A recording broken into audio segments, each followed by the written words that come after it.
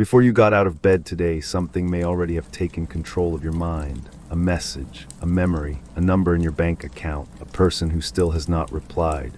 Someone who said something about you, something that might happen tomorrow, something that happened 5 years ago. None of these things are physically holding you, yet they can follow you into the shower, sit beside you at breakfast, enter the car with you, follow you into work, and still be there when you close your eyes tonight. The Stoics would say the problem is not that the world has too much power. The problem is that we keep giving it access to places it was never supposed to control.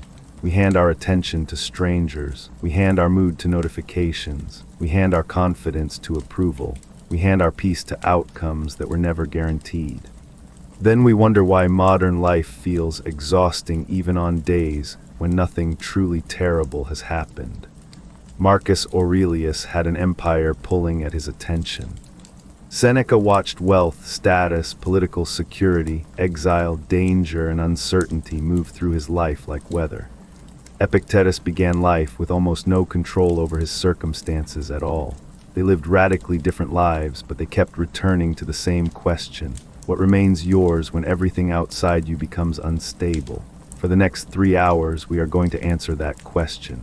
Not with motivational quotes. Not by pretending emotions do not exist. Not by becoming cold, detached, or indifferent to the people you love. We are going to build a practical Stoic operating system for modern life, one layer at a time. Your thoughts, your emotions, your attention, your desires, your relationships, your work, your money, your failures, your fears, and finally your relationship with time itself. And near the end, I am going to ask you one uncomfortable question. If everything you currently use to prove who you are disappeared tomorrow, who would still be left? Do not answer yet. We have 3 hours to build the person capable of answering it. There is another reason to stay with this from beginning to end. Stoicism works poorly when it is reduced to isolated tricks. The famous ideas only become powerful when they connect. The distinction between control and no control changes how you handle criticism.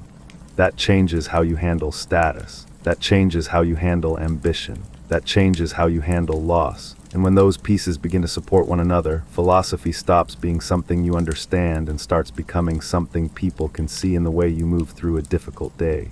You do not need to agree with every Stoic claim. You do not need to become a philosopher. You only need to test the ideas honestly against your own life. When something works, keep it. When something exposes a weakness, do not be ashamed of the weakness. Be grateful that it became visible. A weakness you can see is already less dangerous than one you keep calling fate. So begin with one promise. For the next few hours, do not ask, do I like this idea? Ask a harder question. If I lived this idea for 30 days, what would change? That question turns philosophy into an experiment. And the first experiment begins with the line that holds almost all of Stoicism together. Chapter 1, the control test. Most people know the Stoic distinction between what is in our control and what is not. The problem is that knowing the sentence is not the same as using it. In real life, the boundary is constantly blurred. You cannot control whether someone respects you, but you can control whether you keep performing for their approval. You cannot control the economy, but you can control how recklessly you spend. You cannot control whether a relationship lasts forever, but you can control whether you behave with honesty while it exists. You cannot control whether your body changes with age, but you can control how you train, eat, sleep, and speak to yourself about those changes. The practical Stoic question is not simply, can I control this? It is, what part of this situation actually belongs to me? Imagine your manager sends a short message, we need to talk tomorrow. Your mind immediately writes a screenplay. Maybe you are in trouble, maybe the project failed, maybe layoffs are coming, maybe someone complained. The message is real. The 20 imaginary conversations that follow are not, those belong to you. The first event may be outside your control. The second event, the private production inside your mind, is where your freedom starts leaking away. Use what I call the 3-column control test. Column 1, facts, what has actually happened. Column 2, influence, what can you realistically do to improve the situation. Column 3, noise, what are you mentally rehearsing that neither changes the facts nor improves your response. Most anxiety contains material from all 3 columns, mixed together until it feels like one giant emergency. Separating them reduces the emergency to its real size. Take money. You may not control interest rates, inflation, your employer's decisions, or the next market move. But perhaps you can control your savings rate, your expenses, your skill development, the number of applications you send, or whether you finally open the letter you have been avoiding. Stoicism does not tell you to shrug at financial problems. It tells you to stop wasting strength on the part of the problem that cannot use it.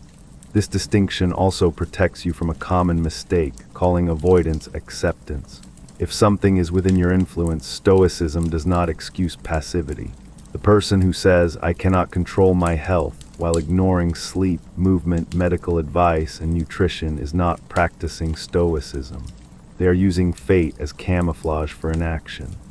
The control test should make you more active where action matters, and more peaceful where it does not. Try it today with the thing that is currently occupying the most mental space.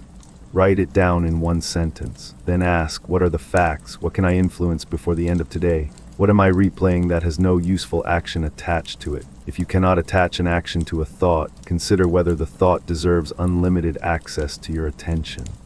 The line to remember is simple. Do not demand control over the whole situation.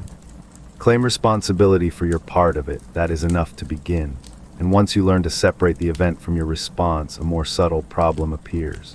Even when an event is outside your control, your mind immediately gives it a meaning. That meaning can hurt you more than the event itself. Chapter 2, the event and the story. Two people can experience the same event and live in different psychological worlds. A flight is canceled. One person calls it a disaster. Another calls it an inconvenience. A colleague receives criticism. One hears, "I have something to improve." The other hears, "I am incompetent." A relationship ends. One person grieves the loss of something meaningful. Another turns the ending into proof that they are fundamentally unlovable. Same category of event, different story, different life. The Stoics were fascinated by this gap because it is where suffering often multiplies. Pain is real, disappointment is real, grief is real. But the mind frequently adds a second layer. This should not be happening. This proves something terrible about me. This will always be this way. Everyone else is moving forward. I am behind. I have been singled out. The first layer may be unavoidable. The second is often interpretation pretending to be fact. This is not an argument for toxic positivity. If someone betrays you, you do not have to call betrayal a blessing. If you lose someone you love, you do not have to smile and call grief a mindset problem. Stoicism becomes cruel when people use it to erase legitimate pain. The goal is narrower. Do not let pain recruit unnecessary conclusions. A useful modern version of the Stoic practice is to describe the event like a security camera. Remove adjectives, remove predictions, remove mind reading. Instead of "she ignored me because she does not respect me," write, "I sent a message at 2:00 p.m. and have not received a reply by 8:00 p.m. Instead of "my presentation was a disaster," write, "I lost my place twice, answered one question poorly, and finished on time." The second description may still contain problems, but now the problems are workable. Notice what happens physically when language becomes precise. The body often calms because vague threat becomes specific information. Everything is falling apart offers no next step. "I have 2 overdue bills and need to call the provider tomorrow" does. Precision is not emotionally cold. Precision is merciful because it gives the mind somewhere to stand. You can use this with memories too. People often rehearse old events in language that becomes more dramatic over time. "They humiliated me." Perhaps they did, but what exactly happened? What words were said? Who was present? What did you do afterward? What are you still assuming? Sometimes the original wound is real, but the story has become a permanent courtroom where the same case is tried every night. The Stoic move is not to declare the case meaningless. It is to ask whether continuing the trial is serving justice or simply keeping the wound employed. Here is the practice. When you feel emotionally flooded, finish 2 sentences.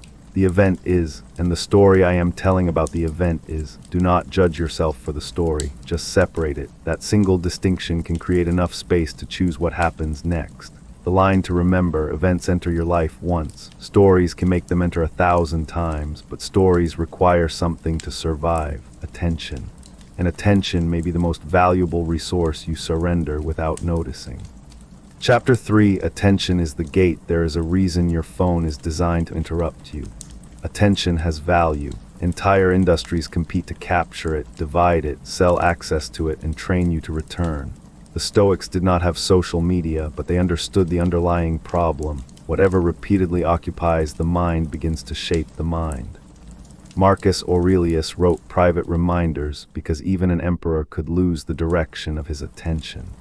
Power did not protect him from irritation, vanity, fatigue, or distraction. That matters because modern people often imagine they will become calm after life becomes less demanding. The Stoic answer is almost the opposite. Calm is a way of directing attention inside a demanding life. Think about the first 30 minutes after waking. If the first thing you do is open messages, news, market prices, comments, and social feeds, you have effectively invited strangers to set the agenda of your nervous system before you have chosen one thought of your own. Someone else's urgency becomes your urgency. Someone else's anger becomes your atmosphere. Someone else's success becomes the measuring stick for your morning. The Stoic practice is not digital purity. You do not need to move to a mountain or delete every app. You need a gate. A gate decides what enters, when it enters, and how long it stays. Try 3 rules. First, delay external input for the first 20 minutes after waking. No news, no feed, no random messages unless there is a genuine emergency. Second, create one daily period when your phone is physically out of reach while you do one important task. Third, notice the difference between choosing to check something and checking because your hand moved before your mind did. That third distinction is uncomfortable. Compulsion often feels trivial because each individual action is small. One refresh, one scroll, one quick look. But repeated hundreds of times, small compulsions teach the mind that discomfort should always be escaped immediately. Boredom appears, you reach. Uncertainty appears, you reach. A difficult sentence appears in your work, you reach. Soon the nervous system learns that sustained attention is dangerous and interruption is relief. Stoicism asks you to reverse the training. Let the urge exist without obeying it. Feel the hand want the phone and do not move. Stay with the paragraph, stay with the conversation, stay with the silence. You are teaching yourself that an impulse can knock without becoming a command. Attention also determines emotional scale. A rude comment becomes enormous if you feed it 2 hours of analysis. A beautiful breakfast disappears if you eat it while arguing with someone in your head. A child grows older while you are technically in the room but mentally inside a notification. Stoic attention is not only about productivity, it is about refusing to miss your life while reacting to things that barely deserve a minute. Here is the practice. Tonight ask, what received the best hour of my attention today? Was it something I chose or something that captured me? If you dislike the answer, do not make a grand promise. Protect 1 hour tomorrow. The line to remember: your attention is not where your life is observed, it is where your life is spent. And even with better attention, something will still provoke you. Someone will interrupt, someone will insult, something will break. The next skill is what happens in the few seconds before reaction becomes behavior. Chapter 4: The pause before reaction. Most regrettable reactions feel inevitable only in retrospect. The message arrives and you reply too fast. The criticism lands and your voice changes. The child spills something and your frustration becomes larger than the event. Someone cuts you off in traffic, and suddenly you are willing to donate 5 minutes of your nervous system to a stranger you will never see again. Stoicism places enormous value on the interval between impression and assent, between what appears in the mind and what you decide to believe or do. Modern psychology uses different language, but the practical insight is familiar. Emotion rises quickly, deliberate response is slower. You cannot always stop the first surge. You can train what happens next. The pause is not passivity. It is a tiny transfer of authority. Without the pause, the loudest impulse becomes temporary ruler. With the pause, you remain in the room. Use a simple sequence. Notice, name, narrow, choose. Notice the physical signal first. Tight jaw. Heat in the face, pressure in the chest, faster typing. Name the emotion without turning it into identity. Anger is here, not I am an angry person. Narrow the situation to the next useful action. Do not solve the entire relationship while angry. Decide whether to answer now or later. Then choose behavior based on the person you want to be after the emotion passes. That final question changes everything. What response will I respect tomorrow? Not what response feels satisfying for 10 seconds. What response will I respect tomorrow? Imagine receiving a provocative message from someone who knows exactly where to press. The immediate mind wants symmetry. They hurt you, hurt them. They disrespect you, prove you cannot be disrespected. But retaliation often gives the other person a remote control. They press a button and your behavior changes on command. Stoic composure is not about letting people mistreat you. It is about refusing to let their worst behavior choose yours. Sometimes the correct response is a boundary. Sometimes it is a hard no. Sometimes it is ending the conversation. Sometimes it is silence. The difference is that the action is selected, not triggered. Practice the 3-breath rule in low-stakes moments, when the coffee machine fails, when a website freezes, when someone takes too long at checkout, 3 slow breaths before commentary. Training on small irritations prepares you for larger ones. No athlete waits for the championship to practice balance. No Stoic should wait for betrayal to practice the pause. There is also humility in this practice. You will fail, you will send the message, raise the voice, make the sarcastic comment. Stoicism is not a fantasy of permanent composure. The important move is to review the failure without turning review into self-contempt. What was the trigger? What did the body signal? At what point could the pause have entered? Then rehearse the better response. The line to remember: the first emotion may arrive without permission. The second action still needs your signature. You now have the foundation: separate control from no control, separate events from stories. Guard attention and create a pause before reaction. But control is only half the battle. A person can become calm and still be ruled by desire. The next part is about everything you keep reaching for. If this is the kind of stoicism you were looking for, practical, specific, and meant to be used rather than admired, subscribe now. We are only at the foundation. And the next part is where the philosophy becomes much more personal, because control is one thing, desire is another. Most people are not ruled only by what happens to them. They are ruled by what they keep needing from the world. Chapter 5, Desire creates dependence. Every desire contains a hidden bargain. I will allow myself to feel complete when this happens. Sometimes the bargain is harmless. You want a good meal, a better apartment, a promotion, a relationship, a stronger body. Stoicism does not require you to stop wanting things. It asks you to notice when a preference becomes a condition for peace. There is a difference between I would like this and I need this in order to be okay. The first leaves room for freedom. The second quietly hands the future a hostage. Think about the person refreshing a dating app because one match did not reply, or the employee checking a performance dashboard every hour because praise has become emotional oxygen.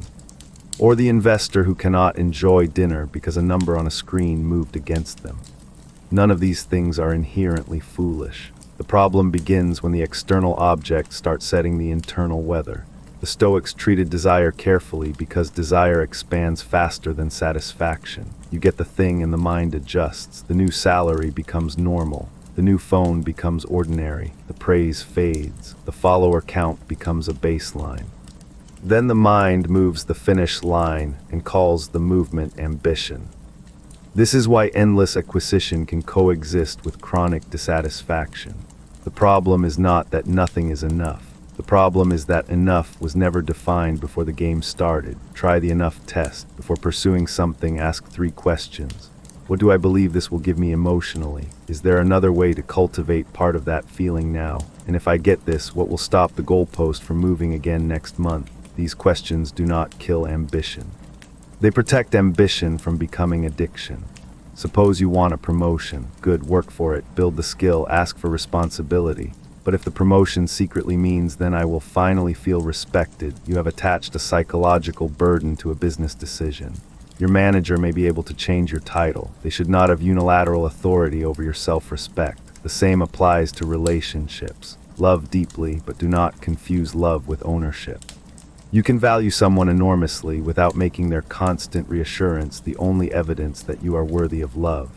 The The Stoic goal is not emotional independence in the cold sense. It is emotional adulthood, connection without surrendering the entire foundation of the self. A useful practice is deliberate appreciation before acquisition. When you want something strongly, spend 5 minutes naming what is already working in your life that you would have begged for 5 years ago. This does not cancel the new goal. It prevents desire from erasing evidence of progress. Another practice is delay, not denial, delay. When you feel the urge to buy, message, check, eat, react, or seek reassurance, wait 10 minutes. A surprising number of needs change shape when they are not immediately obeyed. The delay teaches the nervous system that desire can be present without becoming law. The line to remember: desire becomes dangerous when wanting something turns into needing it to prove that your life is moving. And the best way to discover how dependent you have become on comfort is to remove a little comfort on purpose. Chapter 6: Voluntary Discomfort. The modern world is remarkably good at removing friction. Food arrives at the door, temperature changes with a button. Entertainment starts instantly, directions appear automatically, a question can be answered in seconds. Convenience is not evil. It is one of the great achievements of civilization. But a life with no chosen discomfort can quietly teach the body that discomfort itself is a crisis. The Stoics often practiced voluntary discomfort for a simple reason. They wanted proof that they could function without ideal conditions. Seneca sometimes recommended periods of simple food and rougher living, not because poverty was glamorous, but because fear shrinks when you have rehearsed meeting less with dignity. The point is not self-punishment. There is no virtue in suffering for the sake of feeling superior. The useful question is, what comfort currently owns too much of me? Maybe you cannot tolerate being hungry for an hour. Maybe you panic when the phone battery drops. Maybe you need constant background noise. Maybe you avoid every difficult conversation until the avoidance becomes more painful than the conversation. Maybe you have trained yourself to stop working the moment motivation disappears. Voluntary discomfort is a controlled exposure to the fact that you can remain yourself while conditions are imperfect. Start small. Take a walk in light rain instead of waiting for perfect weather. Finish the last 10 minutes of a workout without entertainment. Eat one plain meal. Take a cool shower if medically appropriate. Sit in silence for 15 minutes. Leave your phone in another room during dinner. Choose the less convenient option occasionally, not because convenience is immoral, but because flexibility is strength. The deeper benefit is psychological. Every time you choose a manageable discomfort and remain calm, you collect evidence. I can be bored and still continue. I can be hungry and still think clearly. I can be disliked and still be honest. I can feel awkward and still speak. Confidence built from evidence is more stable than confidence built from affirmations alone. There is an important boundary here. Voluntary discomfort should not become an excuse for reckless behavior, medical neglect, extreme fasting, sleep deprivation, or proving toughness to an audience. If the practice damages the body or becomes compulsive, it has missed the point. Stoicism is about freedom from dependence. Not dependence on suffering. Use the comfort audit. List 5 small comforts you become disproportionately irritated without. Choose one and reduce it slightly for a week. Notice what your mind says. I need this. I cannot focus without this. This day is ruined. Then test the claim. Often the claim is louder than the reality. The practice also changes gratitude. A warm shower feels different when you know you can tolerate a cool one. A meal feels different when you have waited. A quiet home feels different after walking in bad weather. Voluntary discomfort restores contrast, and contrast restores appreciation. The line to remember: comfort is best enjoyed by someone who knows they can survive without it, but discomfort by itself does not create discipline. You can take cold showers and still avoid the work that matters. Discipline becomes durable when it stops being a mood and becomes part of identity. Chapter 7: Discipline without drama. Many people imagine discipline as intensity. A dramatic morning routine, a punishing workout, a heroic week where every habit is perfect. Then the intensity fades and they conclude they lack discipline. The Stoic view is less cinematic and more useful. Discipline is the repeated decision to act according to principle when feeling offers a different suggestion. That means the important moments are often boring: getting up when the alarm rings, closing the app, doing the next page, preparing the food, making the call. Going to bed instead of chasing one more hour of stimulation. No one applauds these moments, that is why they reveal so much. Marcus Aurelius repeatedly reminded himself to get out of bed and do the work of a human being. The important detail is not that he was perfectly motivated. The detail is that even an emperor needed reminders. Discipline is not the absence of resistance. It is the ability to carry resistance without obeying it. Use a two-level system. Level 1 is the standard, what you do on a normal day. Level 2 is the minimum, what you do on a bad day. If your standard is a 40-minute workout, the minimum might be 10 minutes of movement. If your standard is 1,000 words, the minimum might be 1 paragraph. If your standard is 30 minutes of study, the minimum might be 5 focused minutes. Why have a minimum? Because identity is protected by continuity. The goal is not to pretend 5 minutes equals 30. It does not. The goal is to avoid teaching yourself that difficult days automatically erase commitments. This is especially important with all-or-nothing thinking. People often break a diet at lunch and decide the entire day is lost. Miss one workout and the week feels broken. Sleep badly and abandon the morning. The Stoic response is simple. The next action is still available. A bad decision does not acquire legal ownership of the decisions that follow it. Discipline also becomes easier when the environment stops fighting you. Stoicism is not a test of whether you can keep cookies on the desk and resist them all day. If you know an environment weakens you, change the environment. Put the phone outside the room. Prepare the clothes. Remove the app. Schedule the task. Good systems are not a sign of weak willpower. They are an intelligent use of limited willpower. Another practice is identity language. Instead of saying, "I am trying to exercise," say, "I train on Monday, Wednesday, and Friday." Instead of "I should read more," say, "I read 10 pages before bed." Specific behavior is stronger than moral pressure. And when you fail, review without drama. What broke? Time, energy, planning, emotion, environment. Fix the system before attacking the self. Shame creates heat. Analysis creates information. The line to remember: discipline is not proving how hard you can push once. It is becoming someone who returns. One of the biggest reasons people fail to return is procrastination, and procrastination is rarely just laziness. Often it is emotional avoidance wearing a productivity problem as a disguise. Chapter 8, Procrastination protects a feeling. You open the document and suddenly remember that the kitchen needs cleaning. You sit down to study and feel an urgent need to check messages. You decide to call someone about a difficult issue and first spend 20 minutes researching the perfect way to say it. Procrastination has a talent for making avoidance look responsible. The Stoic question is not, "Why am I so lazy?" It is, "What feeling does this task make me experience that I am trying not to feel?" Maybe uncertainty, maybe boredom, maybe fear of doing badly, maybe fear of doing well and creating new expectations. Maybe resentment because you do not want to be told what to do. Maybe the task reminds you that you are behind. Once the protected feeling is named, the problem becomes more honest. Suppose you are avoiding a financial spreadsheet. The task itself may take 30 minutes, but opening it might force you to confront debt, overspending, or a decision you regret. You are not avoiding cells and numbers. You are avoiding the emotional meaning attached to them. The mind then chooses short-term relief and sends the cost into the future. Stoicism trains willingness, the capacity to feel an unpleasant emotion without turning it into a veto. You do not need to enjoy the task. You need to stop requiring enjoyment before action.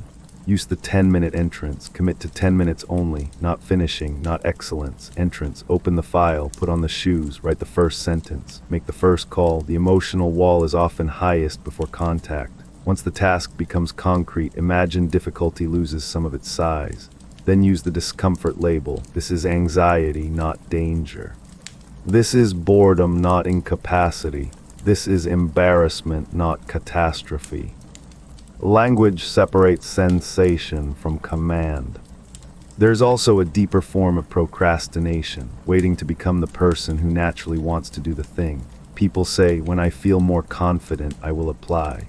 When I feel ready, I will start." When I feel motivated, I will train. But confidence frequently follows action rather than preceding it. Readiness is often created by contact with the work. Epictetus emphasized practice because philosophy that remains theoretical changes almost nothing. The person who can explain courage but avoids every uncomfortable conversation has not acquired courage. The person who understands discipline but waits for the right mood has not acquired discipline. Stoic qualities are verbs before they become traits. Try this tonight. Choose one task you have been avoiding for at least 3 days. Ask what feeling it protects you from. Name the feeling. Then spend 10 minutes entering the task while allowing the feeling to come along. Do not wait for it to leave. You are proving that action and discomfort can occupy the same room. The line to remember, procrastination, often says, "I cannot do this yet," when it really means, "I do not want to feel this yet." You now have a stronger relationship with desire, comfort, discipline, and avoidance. But many people who master themselves in private lose that mastery the moment another person enters the room. The next part is about approval, criticism, disrespect, boundaries, and the strange power other people's opinions can hold over a life. Chapter 9, Approval is a poor foundation. Approval feels good because humans are social. There is nothing unstoic about enjoying appreciation. The problem begins when approval stops being pleasant and becomes necessary. Then every room becomes a referendum. Every silence becomes suspicious. Every disagreement feels like a threat to identity. You can see this online. Someone posts something they genuinely like, then spends the next hour measuring whether other people liked it enough. The experience becomes retroactively successful or unsuccessful based on reaction. Or consider the employee who knows they did solid work but cannot relax until the manager confirms it. Or the person who changes opinions depending on who is present because belonging has become more important than coherence. The Stoics would ask a brutal question. If your self-respect depends on an opinion outside you, how stable can it possibly be? Other people are inconsistent, their moods change, their incentives change, their information about you is incomplete. Building identity on their judgment is like building a house on weather. The answer is not to stop caring what anyone thinks. That can become arrogance wearing independence as a costume. Some opinions matter because they contain information. If several people you trust tell you that you interrupt constantly, examine it. If a mentor says your work is sloppy, look. If someone you love says your behavior is hurting them, do not hide behind "I do not care what people think." Stoicism is not immunity to feedback. It is freedom from outsourcing your worth. Use the 3-circle test. Circle 1. People whose judgment has earned weight because they know you want your good and have demonstrated honesty. Circle 2. People whose feedback may contain useful information but whose approval is not emotionally binding. Circle 3. Spectators, strangers, critics acting in bad faith, and people who barely know the situation. Most people reverse the circles. They spend enormous energy on Circle 3 and become defensive with Circle 1. Approval seeking also creates hidden dishonesty. You agree when you disagree. Say yes when you mean no. Laugh when something is not funny. Pretend not to care when you care deeply. Eventually people may approve of you, but they are approving of an edited version. The price of being liked becomes not being known. A Stoic practice is small acts of clean disagreement. Do not become combative. Simply allow yourself to say, "I see it differently. That does not work for me. I am not interested. I need time to think." Each sentence strengthens the link between inner judgment and outward behavior. Another practice is praise fasting. For one day, do not fish for reassurance about something you already know you did adequately. Notice the urge to ask, "Was that okay? Did you like it? Are you sure?" Sometimes ask because information is useful. Other times do not ask and let your own considered judgment stand. The line to remember: approval can decorate a strong identity, but it cannot safely carry one. Once approval loses some power. Criticism changes shape. It stops being a verdict and becomes a sorting problem. What part is useful and what part belongs to the critic? Chapter 10, Criticism. Wound or information. Criticism hurts partly because it combines two questions that should be separated. Is this true? And what does this mean about me? The first can produce learning. The second often produces defensiveness. Imagine a manager says, "You come across as dismissive in meetings." The mind may instantly defend intent. I am just direct. People are too sensitive. They do not understand me, but intent is not the only data. If multiple people experience the same behavior similarly, there may be information worth examining even if you dislike the delivery. The Stoic method is to remove ego long enough to perform an audit. First, ask, what exactly is the claim? Second, what evidence supports it? Third, if 10% of this is true, what would I change? Fourth, what part is projection, hostility, or misunderstanding that I can release? Notice the discipline required. You do not have to swallow every accusation. You also do not get to reject every accusation because it was uncomfortable. A useful phrase is, let me think about that. It buys time without surrendering or counterattacking. In an emotionally loaded conversation, time is often intelligence. There are three broad categories of criticism. Accurate criticism hurts because it exposes something. Inaccurate criticism hurts because you feel unseen. Malicious criticism hurts because the intention itself feels threatening. Each requires a different response. Accurate criticism asks for correction. Inaccurate criticism may ask for clarification or nothing. Malicious criticism may ask for a boundary. Stoicism becomes dangerous when people use it to tolerate abuse. If someone repeatedly degrades, threatens, manipulates, or humiliates you, the lesson is not their words cannot hurt me, so I should stay. A person can remain internally composed while taking decisive external action. Calm does not require access. Try the 24-hour rule for criticism that triggers you strongly. Unless immediate response is necessary, wait. Write the criticism exactly as received. Then rewrite it in the least insulting version possible. You never listen becomes, I may have interrupted or failed to show understanding. Now examine that version. Removing venom can reveal information. Also notice how you criticize others. People who demand perfect gentleness while receiving feedback sometimes deliver feedback like a weapon. Stoicism includes justice. If you want truth, make truth easier to hear. The line to remember, criticism is not automatically an attack, and pain is not automatically proof that criticism is true. But criticism is not the only social trigger. Sometimes there is no useful information. Sometimes someone simply disrespects you. Then the challenge becomes maintaining dignity without turning every insult into an emergency. Chapter 11, Disrespect is not always an emergency. Ego has a particular weakness. It wants immediate correction. Someone interrupts you, makes a joke at your expense, questions your competence, or speaks with a tone you dislike, and something inside says, fix the status right now. The body prepares for battle before you have decided whether the battle matters. The Stoics saw status anxiety as expensive. If every slight requires a response, anyone can control your attention by poking your pride. A stranger can hijack your afternoon with one sentence. A colleague can pull you into a conflict by implying you are weak. A family member can activate the same old role with one look. The first question is not, was that disrespectful? Maybe it was. The first question is, what response serves me? Sometimes direct correction serves you. Sometimes humor serves you. Sometimes leaving serves you. Sometimes the most powerful response is to refuse promotion of a minor insult into a major event. Consider road rage. A driver cuts in front of you. You may correctly judge the behavior careless, but if you chase, gesture, shout, or spend 10 minutes fantasizing about teaching the person a lesson, you have transformed their bad driving into your bad afternoon.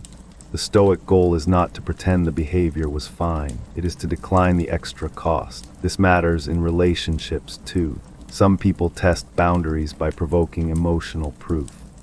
They say something sharp and watch whether you become destabilized. If your reaction becomes predictable, the provocation becomes a lever. Calm boundaries remove the lever. Do not speak to me like that. We can continue when this is respectful. No lecture, no performance, no need to win the scene. There is a difference between dignity and dominance. Dignity protects standards. Dominance needs the other person to feel smaller. The Stoicism supports the first and distrusts the second. Use the status delay practice. When you feel disrespected, ask, will this matter in 48 hours? If yes, address it deliberately. If no, consider whether your ego is asking for a payment the situation does not deserve. Another question, am I trying to solve the problem or repair my image? If your goal is image repair, you may overreact. If your goal is problem solving, the response often becomes shorter. The line to remember: not every challenge to your ego deserves a seat at the table of your life. And sometimes the healthiest response to repeated disrespect is not better composure inside the same pattern. It is a boundary. Chapter 12, Boundaries without hatred. Boundaries are often taught badly. One extreme says a good person should be endlessly understanding. The other says strength means cutting people off quickly, never explaining, and treating distance as power. Stoicism offers a more demanding middle. Act with justice toward others and responsibility toward yourself. A boundary is not a punishment. It is a statement about participation. If shouting starts, I will leave the conversation.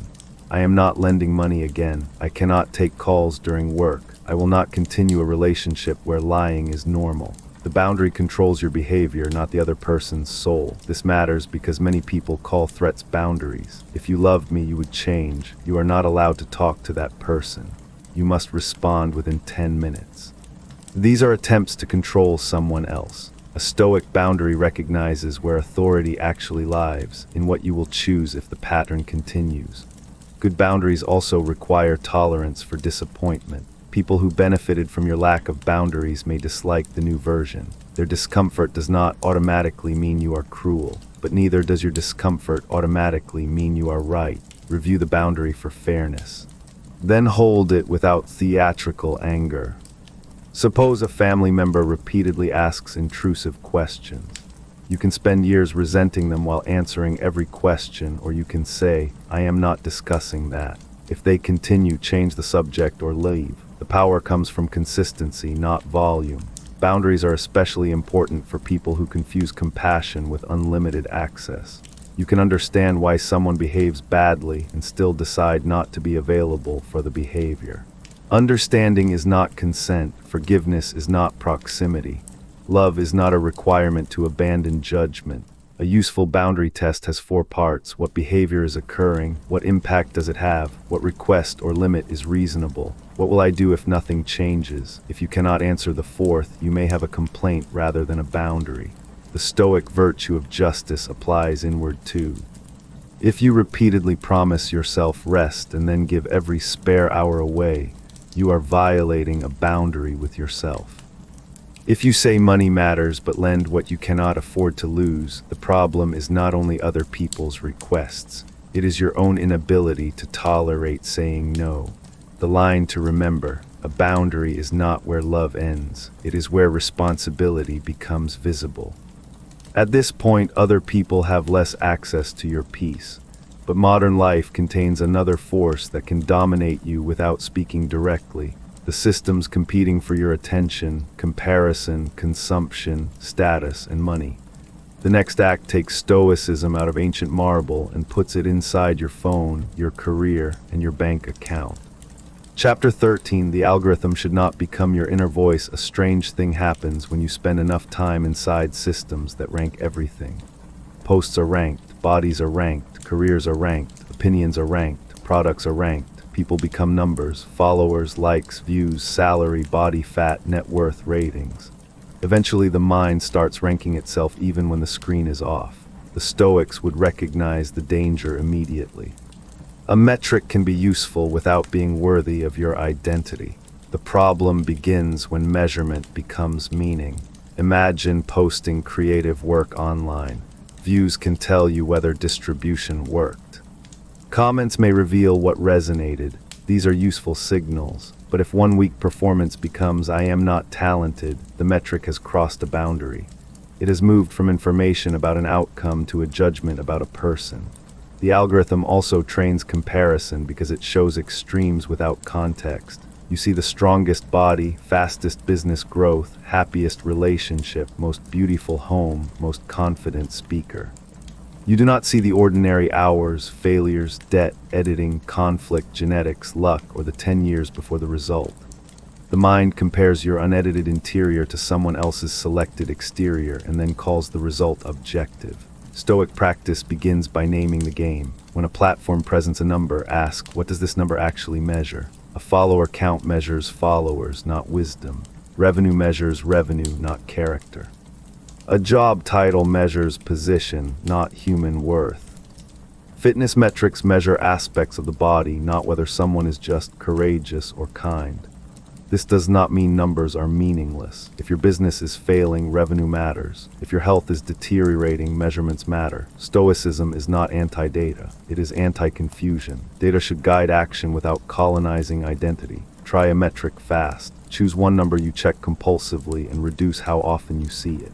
If you check analytics 10 times a day.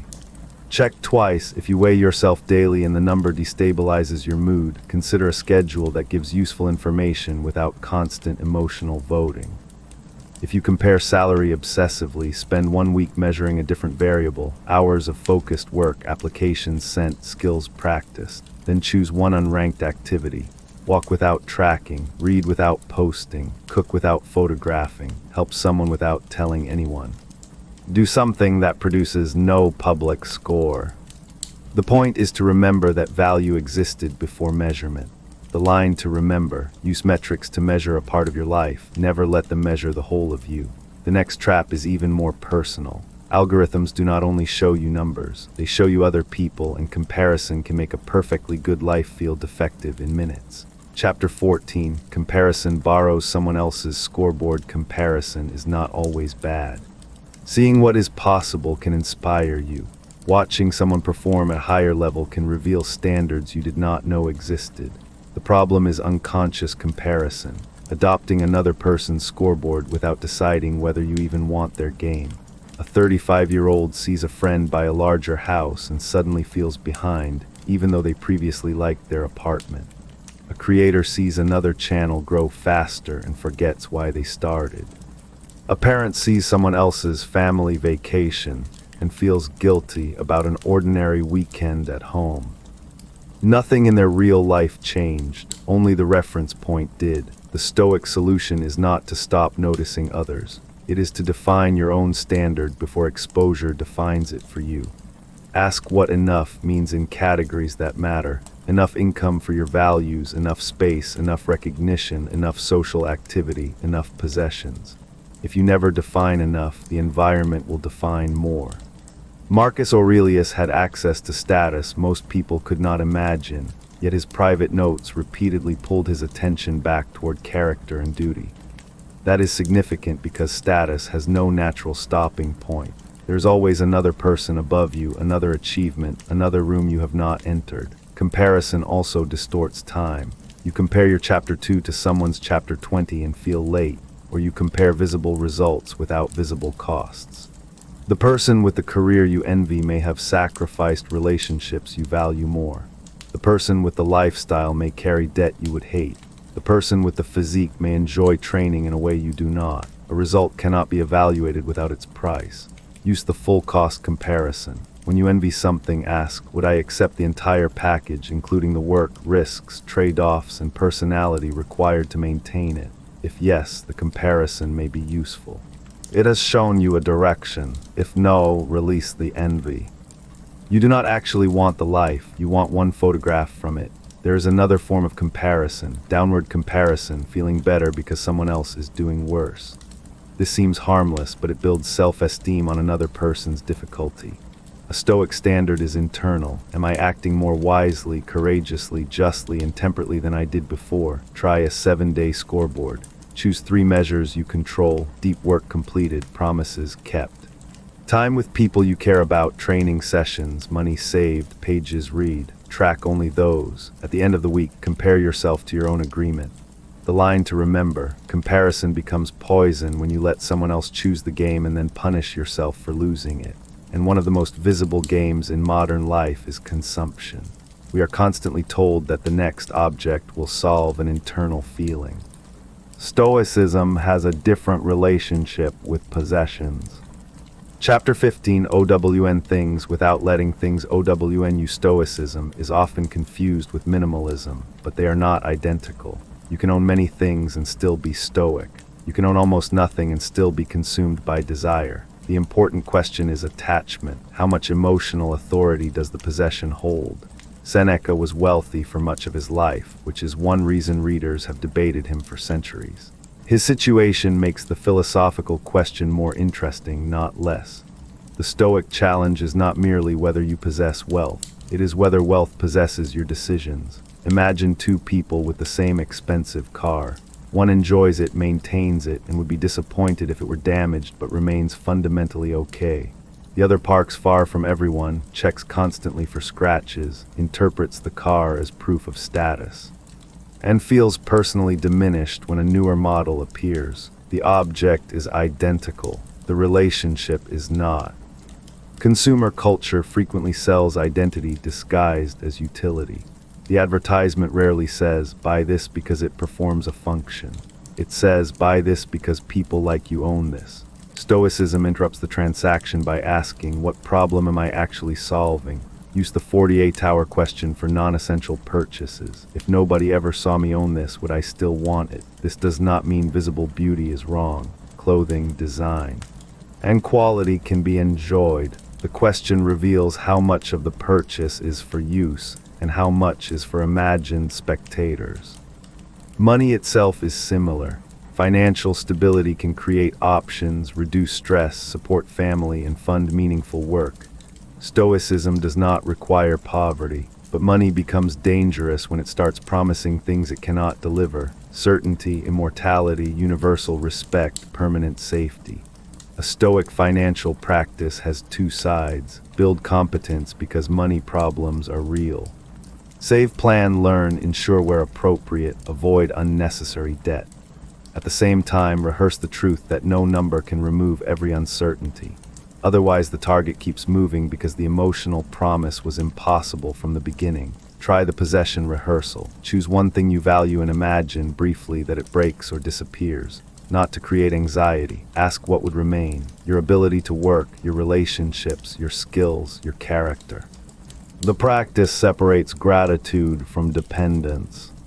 Then practice maintenance over acquisition. For 1 month, repair, clean, organize, and fully use what you already own before replacing it. This creates respect for objects without worshiping them. The line to remember: wealth is useful when it expands your options. It becomes a prison when it becomes the evidence that you matter. And status is simply wealth translated into social position. Career is one of the places where modern people most easily confuse what they do with who they are. Chapter 16, Work without making work your worth. Work matters. It can provide meaning, structure, skill, service, community, and income. But because work occupies so many hours, identity can fuse with occupation until a job loss feels like a death of self rather than a change of role. Ask someone, "Who are you?" and notice how quickly the answer becomes a profession. I am a lawyer, I am a manager, I am a creator, I am retired. There is nothing wrong with these descriptions. The danger is forgetting they are descriptions of roles, not the total person. The Stoics thought in terms of roles and duties. You may be a parent, citizen, colleague, friend, leader, student. Roles matter because they create responsibilities, but no single role should become the entire structure. If your self-respect requires occupational success, every mistake becomes existential. Consider two ambitious people. Both want promotion. One treats the promotion as an objective: prepare, perform, ask, improve. The other treats it as a verdict on personal worth. If denied, the first experiences disappointment and adjusts. The second experiences humiliation. Same event, different attachment. Stoic ambition means pursuing excellence while refusing to let the outcome define the moral value of the person pursuing it. You control preparation more than selection. You control effort more than market conditions. You control whether you behave honestly more than whether politics rewards honesty immediately. This can make you more effective, not less. Anxiety consumes working memory. When identity is not on trial in every meeting, you can listen better. When failure is information rather than annihilation, you can experiment. When criticism does not threaten the self, you can learn faster. Use the role inventory. Write 5 roles you currently occupy. Next to each, write one duty that would make you respect yourself in that role. As an employee, deliver honest work. As a parent, be present. As a friend, be reliable. As a citizen, contribute. As a person, care for the body and mind you have been given. This distributes identity across a richer structure.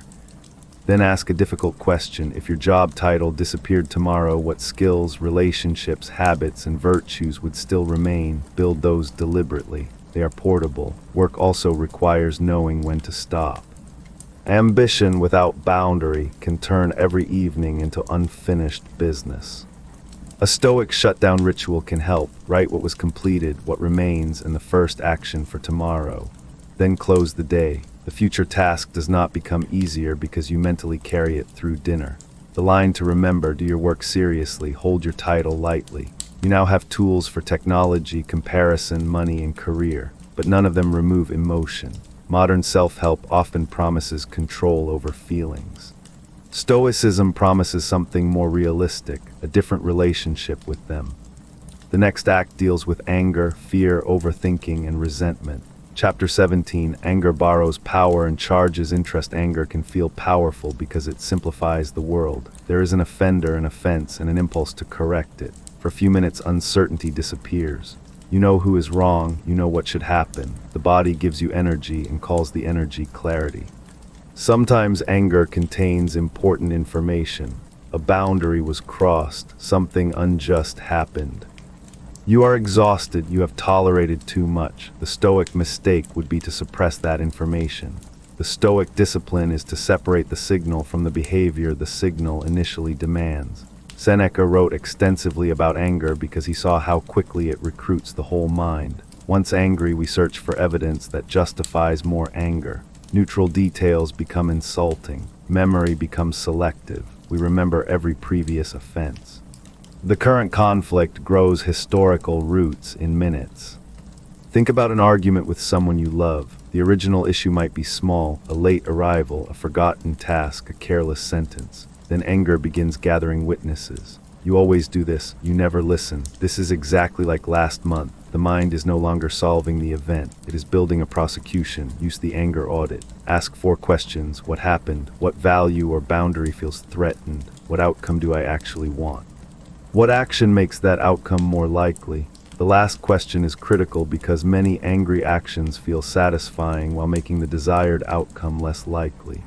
If you want respect, screaming may reduce respect. If you want understanding, sarcasm may destroy understanding. If you want change, humiliation may create resistance. Anger often selects tactics that betray its stated goal. This does not mean speaking softly in every situation. There are moments for forceful action, emergency, protection, and clear confrontation. Stoicism is not timid. The question is whether force is chosen because it serves the situation or because anger needs somewhere to go. Try delaying written anger. If a message makes you furious, draft the response but do not send it for 20 minutes.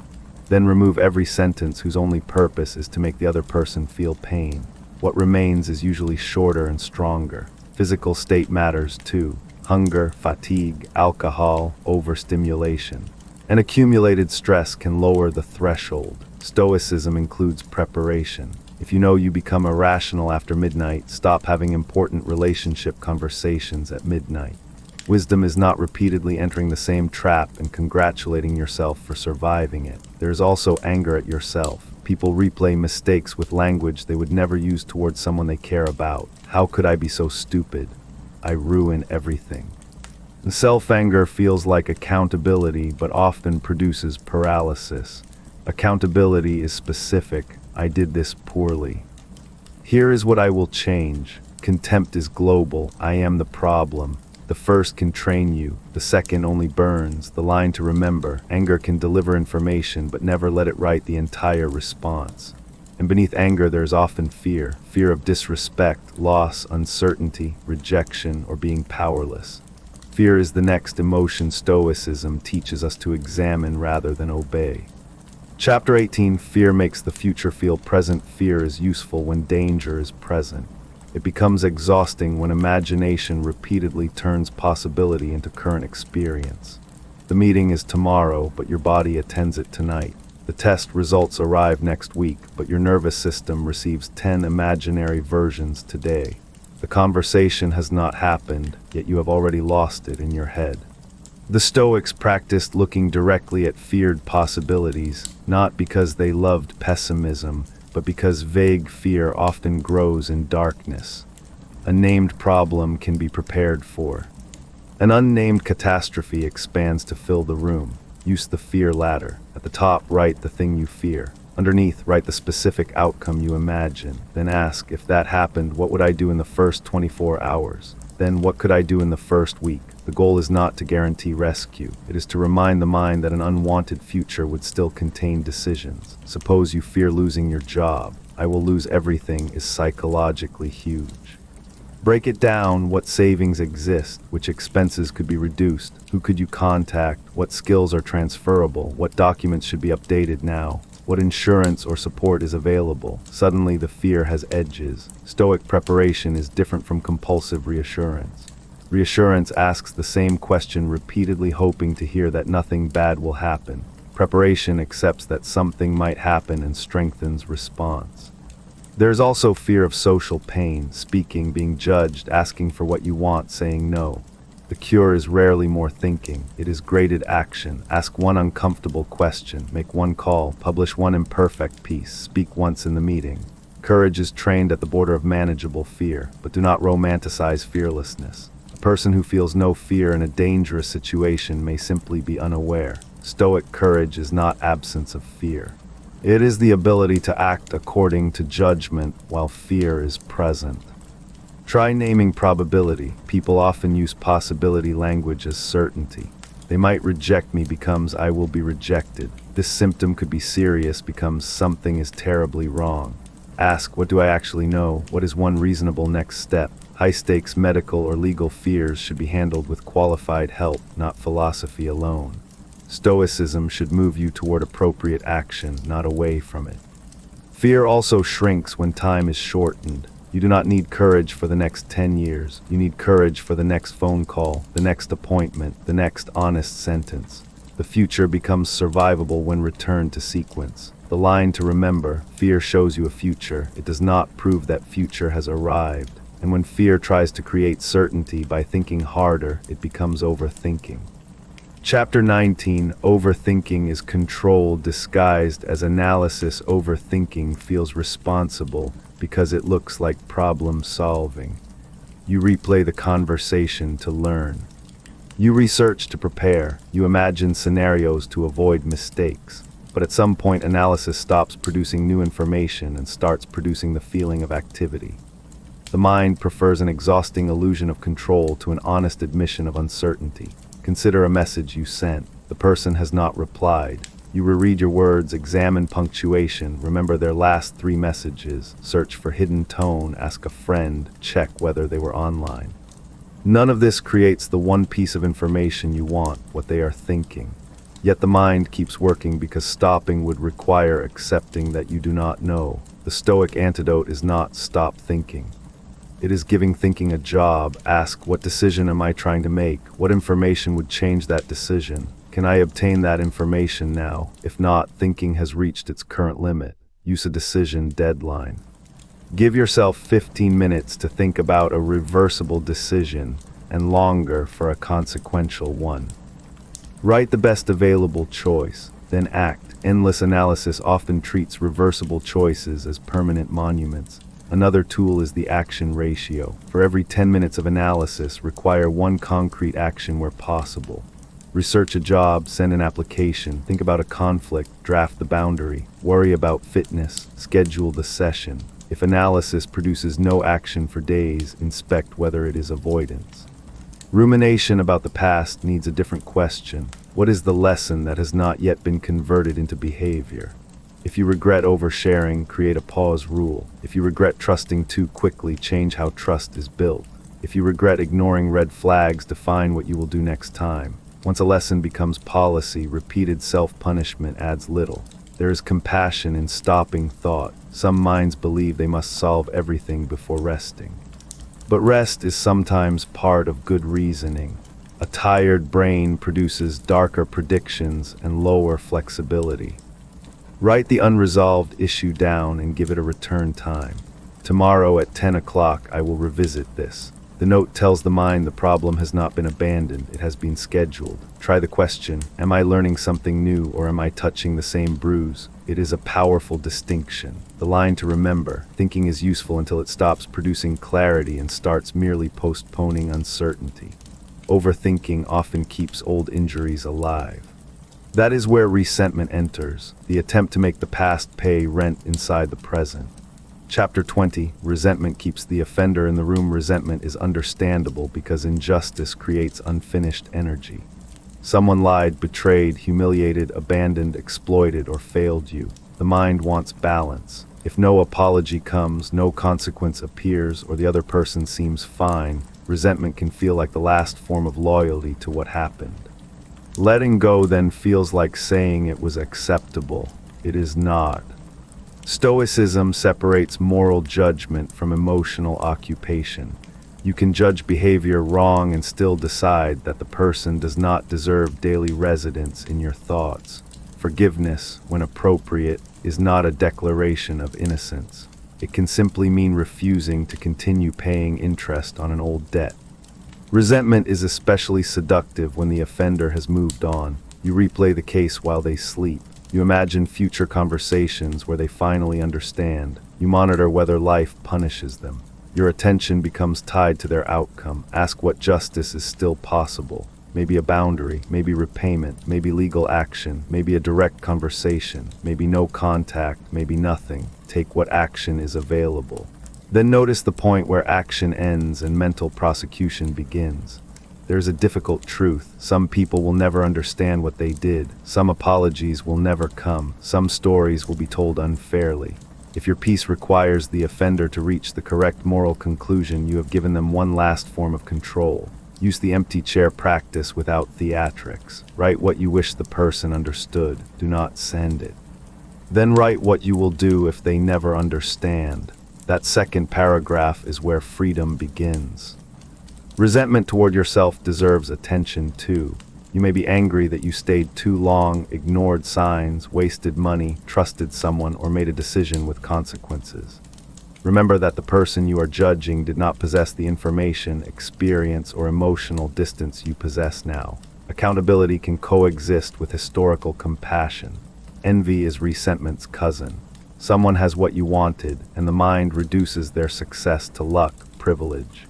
Manipulation or superficiality. Sometimes those factors are real, but envy becomes useful only when translated into information.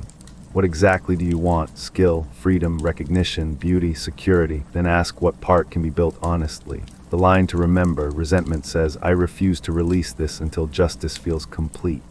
Wisdom asks, what justice is possible, and what suffering am I adding after that point? You have now faced 4 difficult emotional patterns: anger, fear, overthinking, and resentment. But Stoicism is most tested not by ordinary emotion, but by actual adversity: failure, rejection, uncertainty, grief, illness, and loss. The next act is where philosophy either becomes real or collapses into decoration. Chapter 21, Failure is an event, not an identity. Failure becomes heavy when a result turns into a definition. The business fails, therefore I am a failure. The relationship ends, therefore I cannot make relationships work. The exam goes badly, therefore I am not intelligent. The Stoic response is not to pretend the result did not matter. It is to refuse a category error. An outcome describes what happened. Identity describes who you believe you are. Confusing the two makes correction harder because the mind begins protecting identity instead of examining behavior. Imagine launching a project that gets almost no response. There are at least 3 questions available. What did the market say? What did my execution reveal? What am I making this mean about me? The first 2 can improve the next attempt. The third can destroy the willingness to make one. Stoicism encourages process loyalty. Judge yourself first by the quality of your preparation, honesty, courage, and response. Outcomes matter, but they contain variables you do not own. This is not a loophole for poor performance. If results repeatedly fail, examine the system. But do not add humiliation where analysis would work better. Rejection is similar. A person can reject your application, proposal, invitation, or romantic interest. Their answer changes the path. It does not automatically establish your value, yet rejection often activates ancient social fear, and the mind behaves as though one person has announced a universal verdict.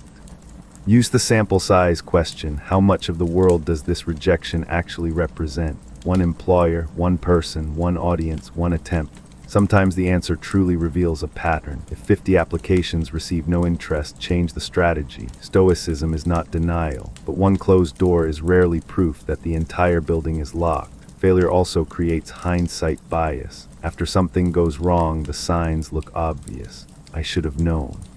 But the past was lived without the information produced by the outcome. Review what was reasonably knowable at the time. This protects learning from unfair self-judgment. Try a failure report with 5 lines: what happened, what was under my control, what was not, what I learned, what I will do next. No adjectives about your worth, no dramatic biography, just information and action. There are failures that alter life significantly. Bankruptcy, divorce, public mistakes, academic loss, professional collapse. Stoicism does not promise quick emotional recovery.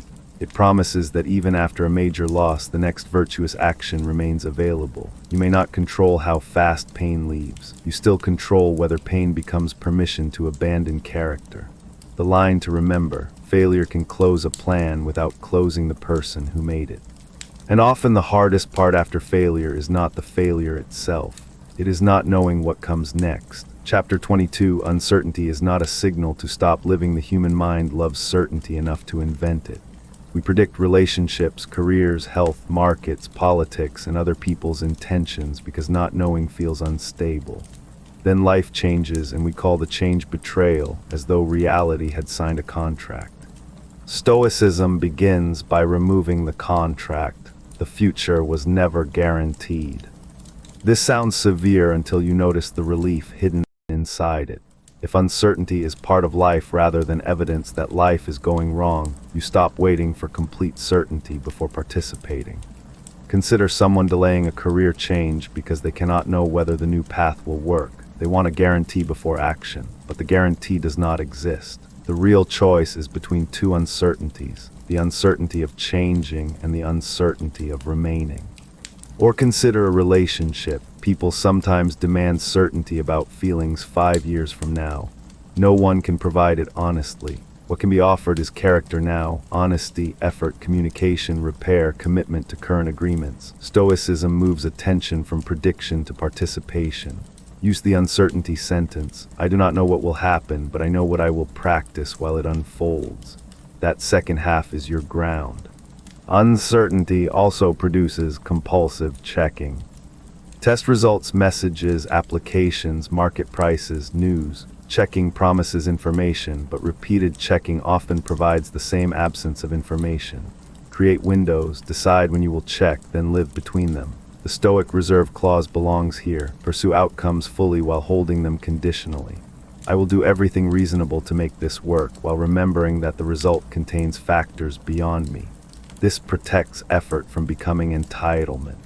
There is courage in planning without demanding prophecy. Make the best decision using current evidence. Include margins of safety. Build adaptable skills. Keep relationships strong, save where possible. Then accept that a living future cannot be fully controlled without ceasing to be a future. This does not mean ignoring risk. In fact, accepting uncertainty can improve risk management because you stop pretending bad outcomes are impossible.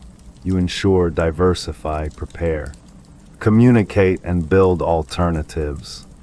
Denial and obsession are both poor strategies. Prepared acceptance is stronger. Try an uncertainty inventory. List 3 things you are currently waiting to know. Next to each, write 1 action available before certainty arrives. Maybe prepare documents, have the conversation, continue training, rest, ask a professional, do nothing and return to the present.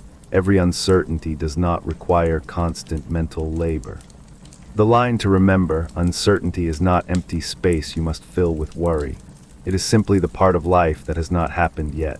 Some uncertainties eventually become losses, and loss is where shallow stoicism causes the most damage if it is mistaken for emotional numbness. Chapter 23, Grief is not a failure of stoicism. If you love anything mortal, grief is part of the agreement. People, animals, places, roles, health, youth, communities, dreams, and versions of yourself can all be lost. Stoicism knew this. It did not solve grief by pretending attachment was foolish. The Stoic practice of remembering impermanence was designed to deepen presence, not cheapen love. When you remember that a person is not guaranteed forever, tonight's ordinary conversation becomes more valuable. Mortality can make affection more precise, yet some modern interpretations turn Stoicism into emotional anesthesia. Do not grieve what you could not control. That misses the point. You may control neither death nor the first waves of grief. The question is how grief is carried without allowing it to destroy every remaining duty and relationship. Grief has no clean schedule. It can appear as sadness, anger, numbness, relief, guilt, exhaustion, distraction, or sudden memory. Philosophy should not force these into a performance of composure. Sometimes the Stoic action is simply to tell the truth. This hurts because this mattered. There is strength in refusing two extremes. One says, I should be over this. The other says, because this hurts, I can never live fully again. Neither is required. You can carry a permanent absence and still build a meaningful life around it. Use the continuation question. What did this person, relationship, or chapter call out of me that can continue? Patience, humor, courage, care, a tradition, a responsibility. This does not replace what was lost. It allows love to produce behavior rather than only pain. For anticipatory grief, Stoicism offers presence. If someone you love is aging or ill, the mind may begin mourning future loss so intensely that it abandons current contact. Preparation matters, but do not attend the funeral every day before it happens. Ask what this day still allows. For grief after a relationship, separate the person from the future you imagined. Sometimes you are grieving both. One loss occurred, the other is the collapse of a story. Naming both can reduce confusion. And if grief becomes overwhelming, prolonged, or dangerous, philosophy is not a replacement for professional support, community, or care. Stoicism is not a command to suffer privately. The line to remember, grief is the cost of having allowed something to matter. The goal is not to erase the cost, but to keep love from becoming only loss. Loss is not always external. Sometimes the body itself changes, and Stoicism must confront illness, injury, aging, and the limits of physical control. Chapter 24, the body is your responsibility, not your possession. The body creates a philosophical tension. You influence it enormously, yet you never fully control it. You can train and still become ill, eat well and still age, follow medical advice and still receive bad news. Neglect the body and consequences often increase, but perfect behavior never purchases immortality. Stoicism holds both truths. Care intensely for what has been entrusted to you. Do not confuse care with guarantee. This matters in modern fitness culture where health can become moral status. A strong body is admirable when it reflects discipline. But strength does not make someone morally superior. Illness is not evidence of philosophical failure. Aging is not lack of willpower. The useful Stoic question is, what does good stewardship look like today? Maybe training, maybe rest, maybe an appointment you have postponed, maybe taking medication as prescribed, maybe stopping an extreme routine, maybe accepting help. Illness also changes identity. A person who has always been independent may suddenly need assistance. Someone athletic may lose capacity. Someone young may face a condition associated with age. The pain is not only physical, it is the gap between the old self-story and current reality. The actor's role metaphor can help if used carefully. You did not choose every aspect of the role, but you still influence how it is played. This does not mean pretending the role is fair. It means dignity remains possible inside unfair conditions. Aging deserves special attention because modern culture treats it like a personal defeat. The Stoic approach is neither denial nor resignation. Maintain what can be maintained, improve what can be improved, then stop spending life hating the evidence that life is passing. Try a body gratitude practice without sentimentality. Name 3 functions your body performed today that you usually ignore: seeing, walking, digesting, lifting, hearing, healing, breathing. Gratitude is not a guarantee those functions remain forever. That is precisely why noticing them matters. Then identify one responsible action you have avoided. Book the checkup, stretch, sleep, train, ask for help. Stoicism should create behavior, not slogans. There is also fear of appearance and status. Bodies change and social attention changes with them. If your entire identity is anchored in being attractive, young, strong, or fast, time becomes an enemy. Build additional identities while the body is strong. friend, learner, builder, parent, mentor, creator, citizen. The line to remember: care for the body as if it matters greatly, and remember that your deepest worth cannot safely depend on its permanence. Adversity reveals what philosophy is made of, but Stoicism is not only for surviving difficult events. Its deeper aim is to help you decide what a life is for. That requires looking directly at time, mortality, gratitude, purpose, and duty. If one of these ideas has already changed the way you are looking at a real situation in your own life, take a second and hit like. More importantly, remember the exact situation.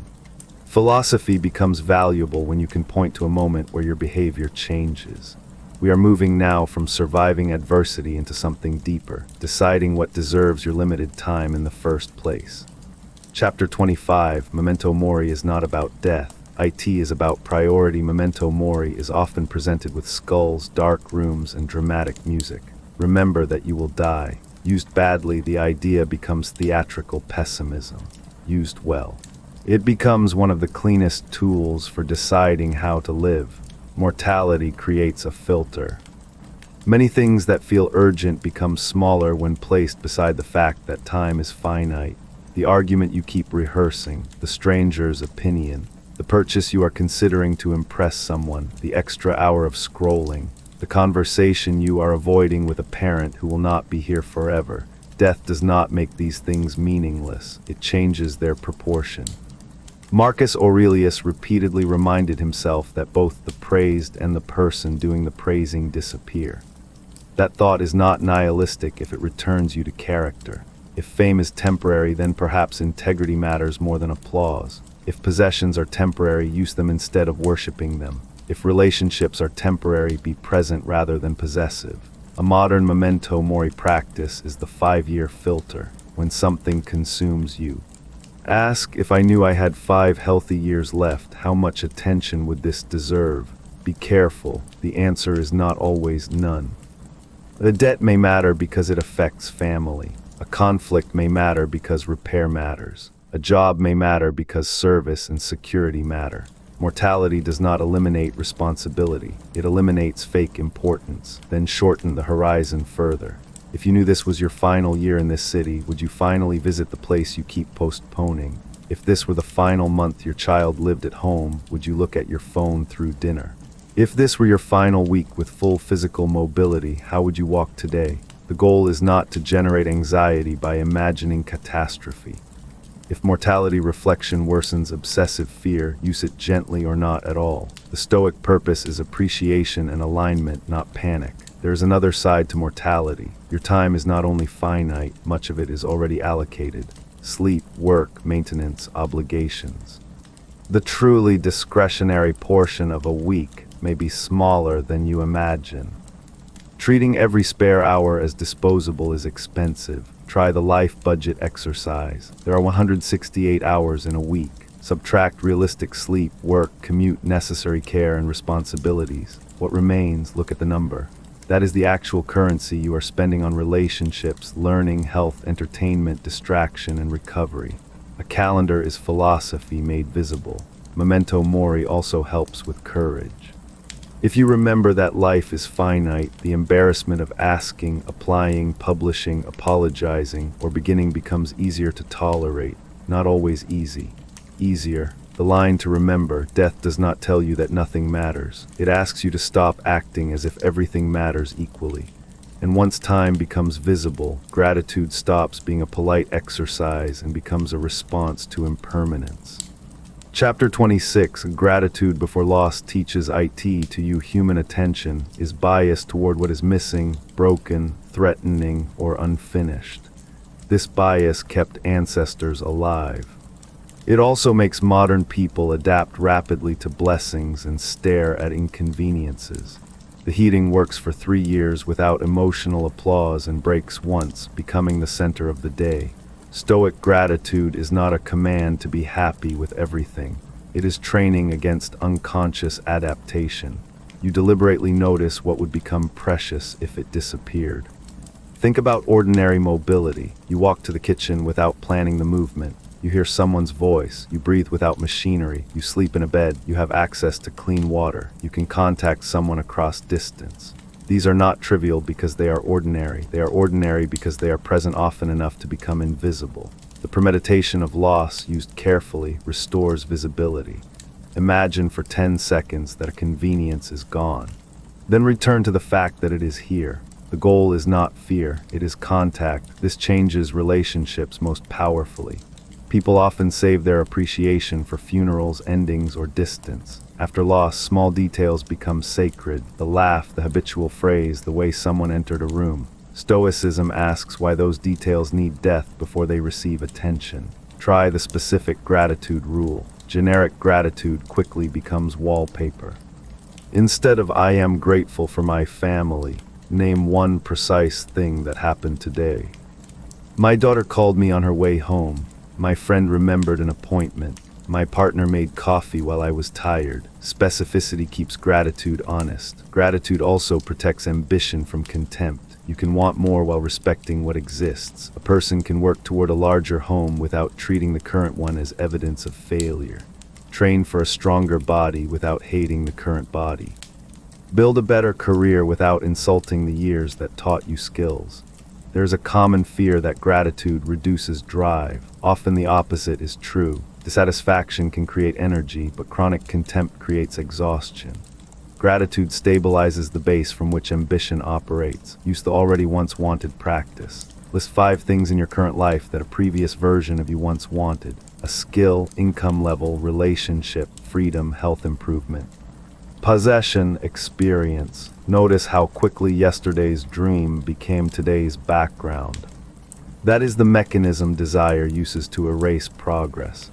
Gratitude is especially important in ordinary good periods. People often become philosophical only in crisis, but if you can recognize stability while it exists, you do not need catastrophe to teach you value. The line to remember: do not wait for absence to become the first moment you fully notice presence. Gratitude tells you what matters. Virtue tells you how to act when values compete.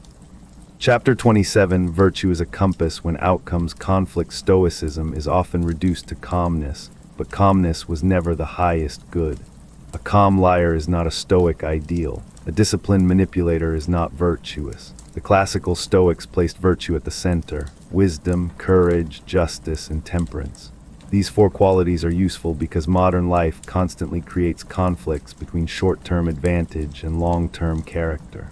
Wisdom asks what is actually true and what action fits reality. Courage asks what must be done despite discomfort. Justice asks what do I owe other people. Temperance asks what is enough and where must desire be restrained. Consider a workplace dilemma. You discover a mistake that benefits your team's numbers. Wisdom sees the facts. Courage speaks even if it is embarrassing. Justice considers who may be harmed. Temperance resists the temptation to protect status at any cost. Suddenly, virtue is not abstract philosophy. It is a decision framework, or consider a relationship conflict. Wisdom distinguishes the event from assumptions. Courage addresses it instead of avoiding. Justice listens to the other person's stake. Temperance restrains the desire to say the most damaging sentence available. Use the 4-question check when uncertain. What would wisdom notice? What would courage do? What would justice require? What would temperance refuse? You may not get a perfect answer, but you will ask better questions than what makes me look strongest, or what gives me the quickest relief. Virtue also solves a problem outcome-based living cannot solve. Sometimes good actions produce bad outcomes. You tell the truth and lose an opportunity. Set a healthy boundary and someone leaves. Work hard and the project still fails. If self-respect depends only on outcomes, ethical action becomes fragile. Virtue gives you another standard. Did I behave in a way I can defend even after the result disappointed me? This does not mean consequences do not matter. Wisdom includes learning from them. If your honesty repeatedly hurts people because it is really cruelty, justice should correct you. If your courage is recklessness, wisdom should correct you. The virtues regulate one another. Try a nightly virtue review. Name one moment where you practiced each virtue, even imperfectly. Then one moment where you failed. Do not turn it into confession. Turn it into rehearsal. What would the better response look like next time? The line to remember: When you cannot control the outcome, you can still control whether the person who produced your part of it deserves your respect. Virtue gives direction, purpose gives continuity, and purpose is often misunderstood as a grand mission when Stoicism usually asks something simpler. Chapter 28, Purpose is often the duty in front of you. Modern culture can make purpose feel like a hidden treasure you must discover before life can begin. People wait for a calling dramatic enough to justify effort. Meanwhile, obvious duties remain unattended. Stoicism takes a more grounded view. Purpose can be expressed through the roles already present. Parent, friend, worker, neighbor, citizen, student, caregiver, creator. Your life may contain a large mission, but it is built from small responsibilities. Marcus Aurelius did not get to choose only philosophical work. He had administrative duties. Political problems, military pressures, petitions, family responsibilities, and endless interruptions. His private reflections repeatedly returned him to the work in front of him. This is liberating because meaning does not require perfect circumstances. You can practice purpose while waiting for clarity. Do the current role well without assuming it must be your final role. Ask 2 questions: who currently depends on me? And what responsibility have I been treating as beneath me? The answers often reveal purpose hiding inside routine. A person caring for an aging parent may not call it a calling, but presence can be meaningful. A worker doing ordinary work can practice reliability, craft, fairness, and service. A person between jobs can make purpose out of rebuilding, learning, caring for health, and supporting family. Purpose also protects against status comparison because it creates a private standard. If your purpose today is to finish honest work and be present for your children, someone else's luxury lifestyle becomes less relevant. There is danger in duty too. People can use responsibility to erase themselves, overwork, or remain in harmful situations. Stoic duty is regulated by justice and wisdom. You are included among the people whose well-being matters. Sacrifice without judgment can become resentment. Try the next right duty practice. When overwhelmed by 10 goals, ask, what is the next responsibility that is clearly mine? Not the most glamorous, the next, complete it, then ask again. Order often returns through sequence. For larger purpose, write a 1-sentence direction rather than a perfect mission statement. I want to become a person who creates useful work and shows up for the people I love. I want to build financial stability without sacrificing health. I want to teach what I learn. Directions can guide many changing roles. The line to remember: purpose is not always a voice from the future. Often it is the responsibility already waiting for your full attention. And when duties become quiet, many people discover they do not know how to be alone with themselves. Solitude is the final test of this act. Chapter 29, Solitude reveals whether you are at home in your OWN company. There is a difference between being alone and being abandoned. Solitude can be restorative, creative, and clarifying. It can also expose discomfort that constant social input has been covering. A person who cannot tolerate silence may fill every gap with podcasts, messages, television, music, and scrolling. None of those things are bad, but constant input can prevent contact with unresolved thought. The Stoics valued reflection because self-government requires knowing what is happening inside the government. If every quiet moment is immediately occupied, patterns remain unexamined. Try 20 minutes without input. No phone, music, reading, or task. Walk or sit. At first the mind may throw random material at you. Unfinished conversations, cravings, embarrassment, plans. That is not failure. That is inventory. Solitude also reveals whether your social life is connection or escape. Some people stay in weak relationships because empty space feels worse. They would rather be poorly accompanied than unaccompanied. Stoic self-sufficiency does not mean needing nobody. It means not accepting every form of company because you fear your own. Healthy solitude can improve relationships because you stop asking other people to constantly regulate your state. You can miss someone without panic. Enjoy company without clinging. Disagree without fearing total collapse, but do not romanticize isolation. Humans are social. Chronic loneliness harms well-being. Stoicism includes community and duty. The goal is flexibility, capacity for solitude, and capacity for connection. Use solitude for review, not rumination. Ask structured questions. What am I avoiding? What am I grateful for? Where did I act against my values? What needs a conversation? What needs to be released? Then stop. Reflection should produce clarity, not endless self-interrogation. There is also creative solitude. Some of your best thinking may require space where nobody can react immediately. Write before posting. Form an opinion before reading comments. Let an idea become yours before exposing it to a crowd. The line to remember: solitude is not proof that nobody needs you. It is a place to remember who you are when nobody is watching. Time, gratitude, virtue, purpose. And solitude give depth to Stoicism. But philosophy that improves only the individual remains incomplete. The Stoics lived inside families, friendships, cities, and institutions. The next act asks how inner strength changes the way you love, lead, and serve other people. Chapter 30, Love Without Trying to Control the Person You Love. Stoicism is sometimes accused of teaching emotional distance, and bad versions of Stoicism deserve that accusation. If the goal were to need nobody, feel nothing, and remain untouched by every relationship, love itself would become a philosophical mistake. That is not a life most Stoics were trying to build. The deeper challenge is loving something you cannot possess permanently. Every person you love has a mind you do not control, a future you cannot guarantee, and a life that will continue to change. Love becomes painful when care quietly turns into ownership.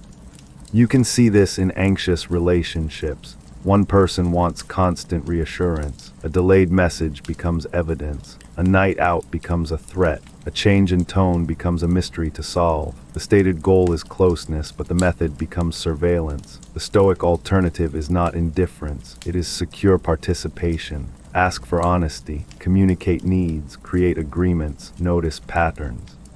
But remember that no amount of monitoring can purchase certainty about another human being. This is one of the hardest applications of the control distinction. You control whether you are honest. You do not control whether honesty is returned. You control whether you communicate clearly. You do not control whether the other person responds maturely. You control whether you remain in a relationship after repeated violations. You do not control whether someone becomes the person you hoped they would become. The desire to control often intensifies after betrayal, once trust is damaged. The mind wants a system that guarantees it can never happen again. More questions, more checking, more rules. Some temporary transparency may be part of repair, but if the relationship can survive only through permanent policing, trust has not actually returned. Stoicism asks a painful but freeing question: what would love look like if I stopped confusing vigilance with safety? Sometimes the answer is better communication, sometimes stronger boundaries, sometimes leaving. The important point is that your action comes from judgment, not panic. There's also the temptation to use Stoicism as emotional punishment. Withdraw warmth, become mysterious, show no reaction, make the other person wonder whether you care. That may create leverage. It does not create character. A philosophy of self-mastery should not become a manual for making someone else anxious. Try the clean request practice. Instead of testing someone, state what you actually need.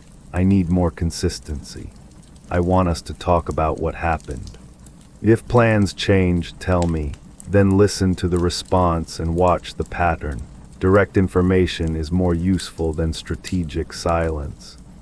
Love also needs mortality awareness. One day, through death, distance, change, or circumstance, every relationship changes form. That truth should not make you colder. It should make unnecessary games look expensive. The line to remember: love deeply, but do not turn another person into the machine that regulates your entire inner world. And love becomes more stable when it grows inside friendship, one of the relationships Stoicism treated as a serious part of a good life. Chapter 31, Friendship should make character stronger, not just loneliness quieter. Not every person who makes you feel less alone is a good friend. Some friendships are built on history, convenience, entertainment, mutual complaint, shared enemies, or fear of starting over. Stoicism asks a more demanding question: what does this relationship call out of both people? A strong friendship does not require identical beliefs. It does require enough honesty that both people can exist without constant performance. You should be able to succeed without making the other person smaller, fail without becoming entertainment, hear truth without assuming betrayal. Seneca wrote extensively about friendship and trust. One useful principle is that trust should not be endlessly rationed after someone has genuinely earned it. Suspicion can protect you from pain, but permanent suspicion prevents closeness. Modern life creates another problem. Broad networks can imitate intimacy. You may know what hundreds of people are doing without having 5 people you could call in a crisis. Visibility is not the same as relationship. Use the emergency test. If something genuinely difficult happened tonight, who could you call? Then reverse it. Who could call you? If the second list is much longer, you may be overfunctioning. If the first is empty, you may have optimized independence at the cost of support. Friendship also requires maintenance before crisis. People often say we should catch up for years. Then someone becomes ill, moves, divorces, or dies, and time suddenly becomes real. Stoic awareness of mortality should move the call earlier, but friendship has boundaries too. Loyalty does not require endorsing destructive behavior. A friend may need you to say, "I care about you and I cannot support this choice." Justice can be more loving than agreement. There is another subtle test. How do you react to a friend's success? Envy inside friendship is common and often shameful to admit. The Stoic move is not denial. Notice it. What does their success expose in you? A neglected ambition, fear of being left behind, a need for status. Turn the emotion into information before it turns into distance. Likewise, choose friends whose habits make your better choices easier. Humans imitate. If every gathering revolves around contempt, gossip, drinking beyond your values, spending beyond your means, or mocking effort, your environment is training you. This does not mean abandoning anyone who struggles. It means recognizing influence. Try the friendship audit. Who makes you more honest? Who makes you more courageous? Who can challenge you without humiliating you? Who do you leave feeling clearer rather than smaller? Invest there. The line to remember: a good friend does not merely make life more pleasant. They make it easier to remain the person you respect. Family is more complicated because, unlike friendship, many roles were assigned before you could choose them.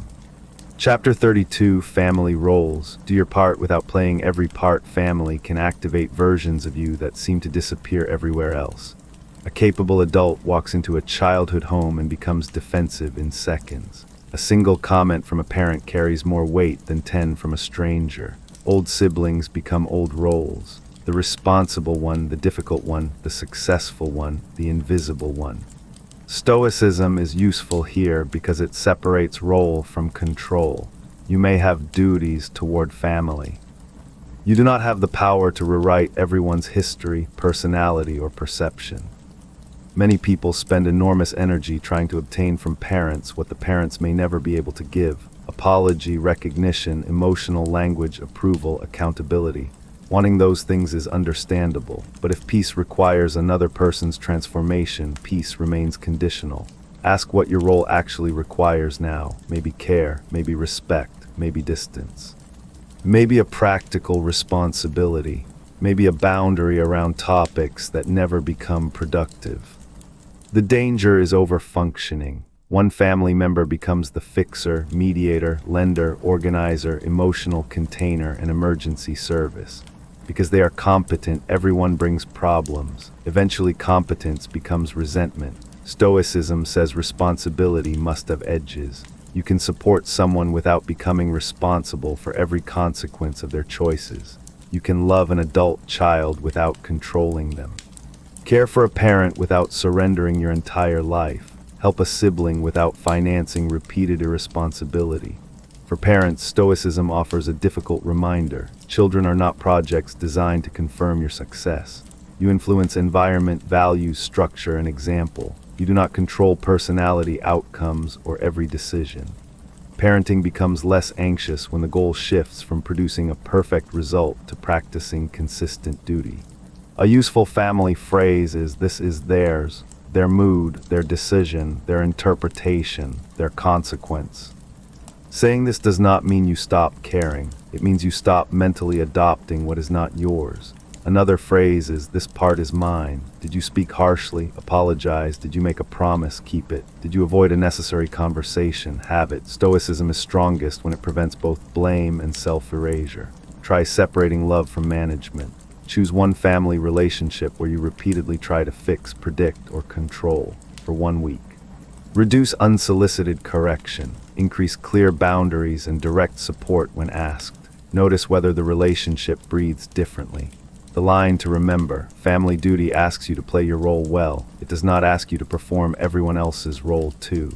The same distinction becomes crucial when you lead people, because authority can create the illusion that control has expanded farther than it really has.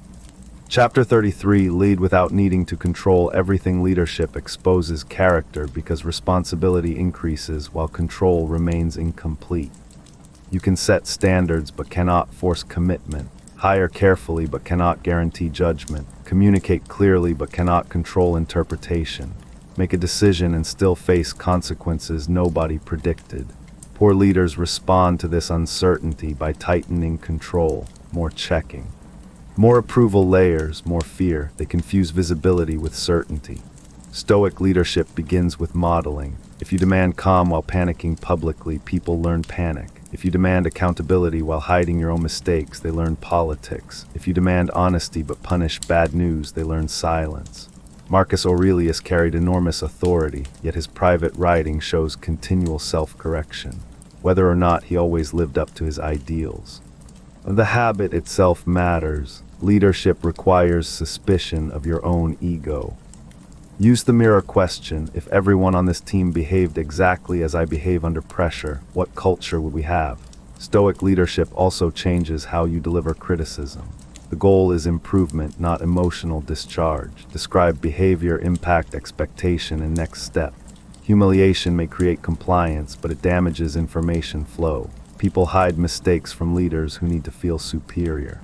Decision-making requires the control test. Gather evidence, consult the right people, consider risks, decide. After that, the outcome includes variables beyond you. Leaders who cannot accept this may repeatedly reopen decisions, transmitting anxiety down the organization. There is also courage in saying, I do not know. False certainty feels authoritative for a moment and expensive later. A leader who can acknowledge uncertainty while offering direction creates more trust than one who treats confidence as theater. Stoicism should not make leaders emotionally absent. People under stress need clarity and humanity. A manager can say, this is difficult, here is what we know, here is what we do not know, here is what we are doing next. That is stronger than pretending the difficulty does not exist. If you lead a family, team, business, or community, try one practice. Before correcting someone, ask whether you have made the standard clear and lived it yourself. If not, begin there. The line to remember: leadership is not the power to control every result. It is the responsibility to make your part of the result worthy of trust. And the largest Stoic role is not leader, parent, worker, or friend. It is participant in a human community. Chapter 34, Justice means your Stoicism cannot end at your own peace. A version of Stoicism focused only on personal calm can become selfish. I protect my peace becomes a reason not to help, not to care, not to confront injustice, not to participate. But classical Stoicism placed justice among the central virtues. Inner stability was supposed to improve action, not excuse withdrawal. The idea that humans belong to a larger community changes what self-mastery is for. If you become calmer only so you can tolerate everyone else's problems from a safe distance, something is missing. Justice begins small. Pay people fairly. Keep agreements. Tell the truth when a lie would be convenient. Do not exploit a weaker person because you can. Return the object. Admit the mistake. Let someone merge in traffic. Treat service staff as fully human when nobody important is watching. It also includes courage where stakes are higher. Sometimes calm action means reporting wrongdoing, defending someone being mistreated, voting, volunteering, donating, organizing, or speaking when silence would protect you more. Stoicism does not tell you exactly what every political position should be. It gives a character test for participation. Are you acting from reason and justice, or from outrage, addiction, tribal identity, fear, and the desire to humiliate an enemy? Modern discourse rewards moral performance. A person can spend hours posting about justice while treating coworkers badly. The Stoic test is behavioral consistency. What does your stated belief ask you to do when nobody is watching? Justice also prevents boundaries from becoming indifference. There are times when another person's burden is not technically your responsibility, but helping is still good. Stoicism is not a contract where you do only the minimum legally required. Use the circle of concern practice. Start with yourself, then family, friends, colleagues, community. People you do not know, even people you dislike. Ask what reasonable action within your real capacity could reduce harm or increase fairness. Not save the world, contribute. This protects against helplessness. Global problems can be overwhelming because your control is small relative to scale. But small does not mean zero. Stoicism directs energy toward the portion you can actually influence. The line to remember: your peace is not the final goal if it leaves you too comfortable to be useful. Relationships reveal whether Stoicism makes you warmer and steadier or merely harder. Now we turn to pressures that arrive from the larger culture: outrage, reputation, decisions, success, and the constant noise of a world that wants your reaction. Chapter 35, Outrage is an attention business. Modern information systems have discovered something ancient rhetoricians already knew: anger holds attention. A headline that calmly informs is weaker than one that threatens identity, tribe, status, or fear. Outrage is therefore not only an emotion, it is an economic product. This matters because you can become politically or socially informed while also becoming psychologically manipulated by the method of delivery. The Stoic question is not, should I care about public events? Of course citizens should care. The question is whether your attention is being converted into repeated emotional activation without corresponding useful action. Ask what happens after an hour of outrage content. Are you better informed? Did you change a vote, donation, conversation, plan, or behavior? Or are you simply more agitated and more likely to continue consuming? Stoicism asks you to distinguish concern from compulsion. Concern can produce action. Compulsion produces checking. Use the information diet. Choose deliberate times to consume news rather than allowing notifications to inject it throughout the day. Prefer sources that tell you what happened before telling you what emotion to have about it. When an issue matters, seek primary information where practical and more than one perspective. A calm mind is not a less informed mind. Often it is harder to manipulate. Notice tribal language. People like us know, only an idiot would. They are all. These phrases reward belonging while punishing examination. Stoicism values reason above team loyalty. If you cannot criticize your own side or acknowledge a valid point from someone you dislike, identity may be doing the thinking. There is also performative outrage, feeling obligated to publicly react to every issue. Silence can be moral failure in some moments, but constant commentary is not proof of virtue. Ask whether your contribution adds information, support, action, or only another unit of heat. One useful practice is the 20-minute delay before reposting emotionally provocative content. Verify, read beyond the headline, ask what is missing. This is not cynicism, it is respect for truth. Stoicism can also prevent despair. The scale of world problems can create learned helplessness. Return to your radius of influence. Vote, volunteer, give, organize, help a neighbor, support a cause, write a representative, learn. Do something proportionate to your capacity, then return to your actual life. The line to remember: if information repeatedly changes your nervous system but never changes your behavior, you may not be staying informed, you may be being harvested. Good judgment requires not only better information, but better decisions under uncertainty. Chapter 36, Make decisions without demanding perfect certainty. Decision paralysis often hides a fantasy. Somewhere there is a choice with no downside, no regret, no uncertainty, and no opportunity cost. The mind keeps searching because it believes enough thinking will reveal a risk-free path. Most meaningful decisions do not offer one. Career change versus stability, stay versus leave, buy versus wait, speak versus remain silent. Every option spends something. The Stoic task is to choose based on values and available evidence, then accept the cost of not choosing the alternatives. Start by separating reversible from irreversible decisions. Reversible choices deserve speed. If you can test, pilot, cancel, or adjust, do not spend irreversible energy. Irreversible or high-cost decisions deserve more information, consultation, and time. Then ask what is actually under your control after the choice. You can choose a career path but not guarantee success. Choose a partner but not guarantee the future. Choose treatment with qualified guidance but not guarantee the body's response.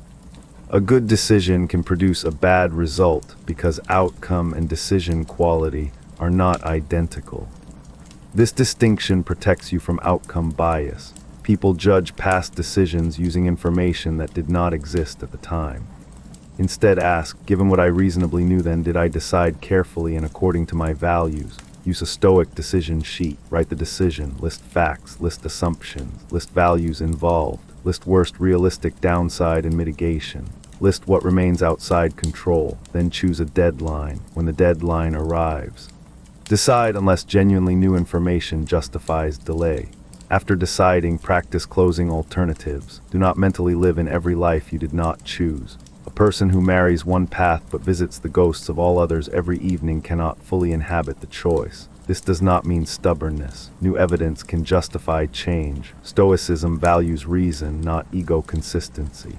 But change because evidence changed, not because uncertainty feels uncomfortable. The line to remember: maturity is not finding a choice without uncertainty. It is making a responsible choice while uncertainty remains. Decision quality matters because reputation often tempts us to choose what looks right rather than what is right. Chapter 37, Reputation Lives in Other People's Heads. Reputation matters practically. Trust can create opportunities. A damaged reputation can close them. Stoicism does not deny social reality. It denies that reputation belongs entirely to you. You influence reputation through conduct. Communication and consistency. You do not control rumor, misunderstanding, envy, projection, or what someone repeats after you leave the room. This distinction becomes essential when falsely judged. The first instinct is often exhaustive defense. Explain to everyone, correct every detail, monitor every conversation. But defense can become a second prison because now your life is organized around the opinions you claim not to care about. Ask who actually needs clarification. A partner, employer, client, family member, legal authority. Address those people carefully. Then resist the fantasy of universal correction. There is a difficult social truth. Some people prefer a version of you that supports their story. More evidence will not always change it. The Stoic response is not helplessness, it is allocation. Put effort where truth can still influence outcome. The strongest long-term reputation strategy is boring consistency. If a rumor says you are unreliable, but you show up reliably for years, people with real contact acquire better data. If a rumor says you are arrogant and you behave respectfully, reality slowly competes with narrative. Do not weaponize "I do not care what anyone thinks" to avoid repairing genuine damage. If you lied, apologize. If you acted badly, change. Reputation repair begins with character repair. Try the obituary test. Which reputation would matter if no social media numbers were attached? He was fair. She was dependable. He helped. She kept her word. These reputations are produced by repeated ordinary action. The line to remember: manage your conduct carefully, manage every opinion reluctantly. Reputation often rises with success, and success creates its own Stoic danger, the belief that favorable fortune proves personal superiority. Chapter 38, Success is also a test of character. People imagine Stoicism is mainly for loss, but good fortune can damage judgment just as efficiently. Success increases options, attention, confidence, and sometimes the number of people willing to agree with you. Without discipline, it can make correction harder. The Stoic practice is remembering that outcome contains both effort and variables beyond effort. Timing, health, market, mentors, family background, opportunity, luck. Acknowledging luck does not erase work, it prevents work from becoming mythology. Success can also move the definition of enough. The first 10,000 feels transformative, then normal. The first promotion feels enormous, then insufficient. The first audience feels unbelievable, then small. Without deliberate limits, achievement trains dissatisfaction. Ask before the next milestone, what will this improve and what will it not improve? More income may improve security. It may not resolve loneliness. More recognition may improve opportunity. It may not resolve self-doubt. If you ask a milestone to perform psychological work it cannot perform, you will blame the milestone when the emptiness remains. Success should increase responsibility. More authority means more capacity to affect people. More money means more options to help. More visibility means more influence. Stoic justice asks what you will do with the increased radius. Practice the equal room rule. Treat the least powerful person in the room with the same basic respect as the most powerful. Success often reveals character by showing whom you stop needing to impress. Also keep one practice that does not care about status: exercise, study, craft, family duty, volunteering, manual work. Something that returns you to beginnerhood or ordinary effort. The line to remember: adversity tests whether you can continue without what you wanted. Success tests whether you can remain yourself after getting it. And both failure and success become harder to handle when you are exhausted. Stoicism includes rest because a tired mind is easier to provoke and harder to govern. Chapter 39, Rest is not the enemy of discipline. There is a modern performance culture that treats exhaustion like proof of seriousness. Sleep less, work later, always optimize. Stoicism can be misused to support this because endurance sounds philosophical, but discipline without recovery becomes poor judgment with good branding. A tired person is more irritable, impulsive, hungry, pessimistic, and emotionally reactive. If your goal is self-command, sleep is not softness, it is infrastructure. The Stoic question is not how much discomfort can I tolerate, it is what condition helps me fulfill my roles well. Sometimes that means pushing through fatigue. A parent with a sick child cannot schedule ideal recovery.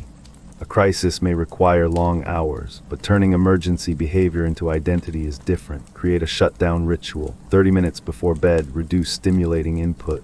Write unresolved tasks down. Decide the first action for tomorrow. Put the phone outside immediate reach if possible. The mind often keeps rehearsing because it fears forgetting.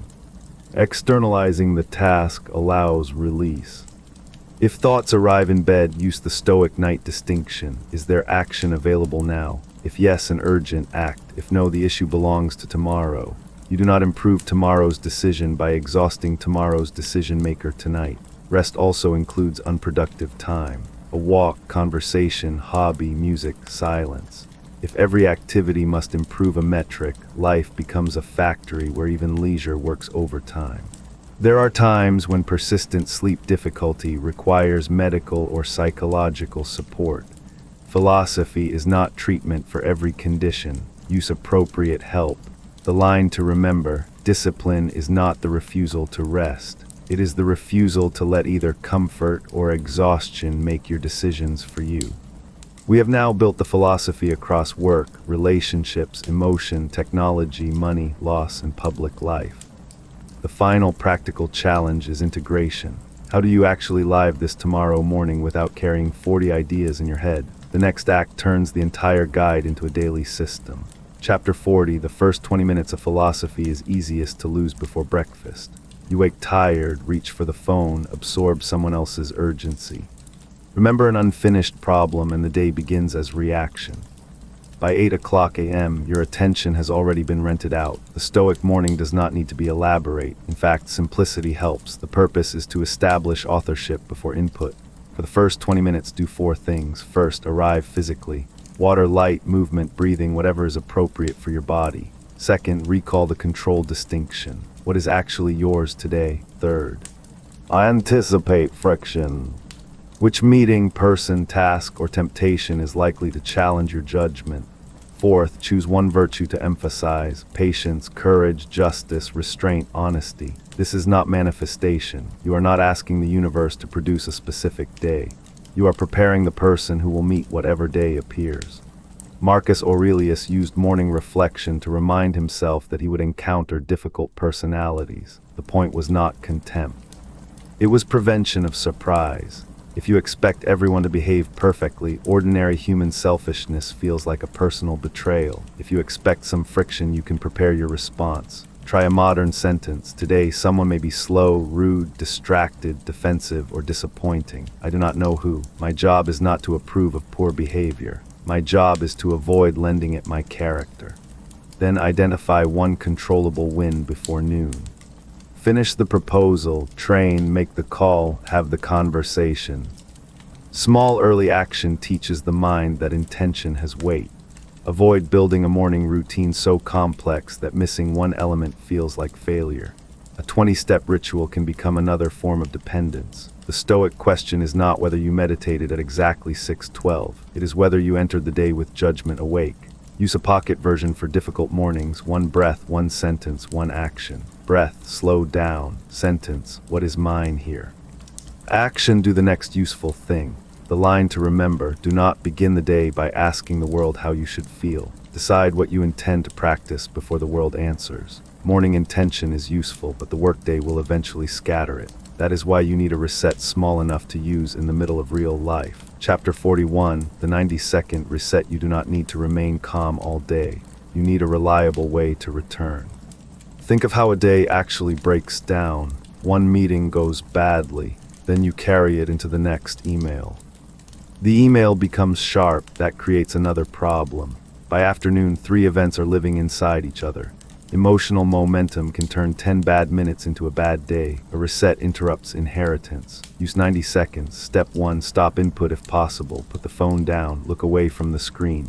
Step 2, exhale slowly longer than you inhale for several breaths if comfortable. Step 3, name the event without story. Step 4, ask what part is yours.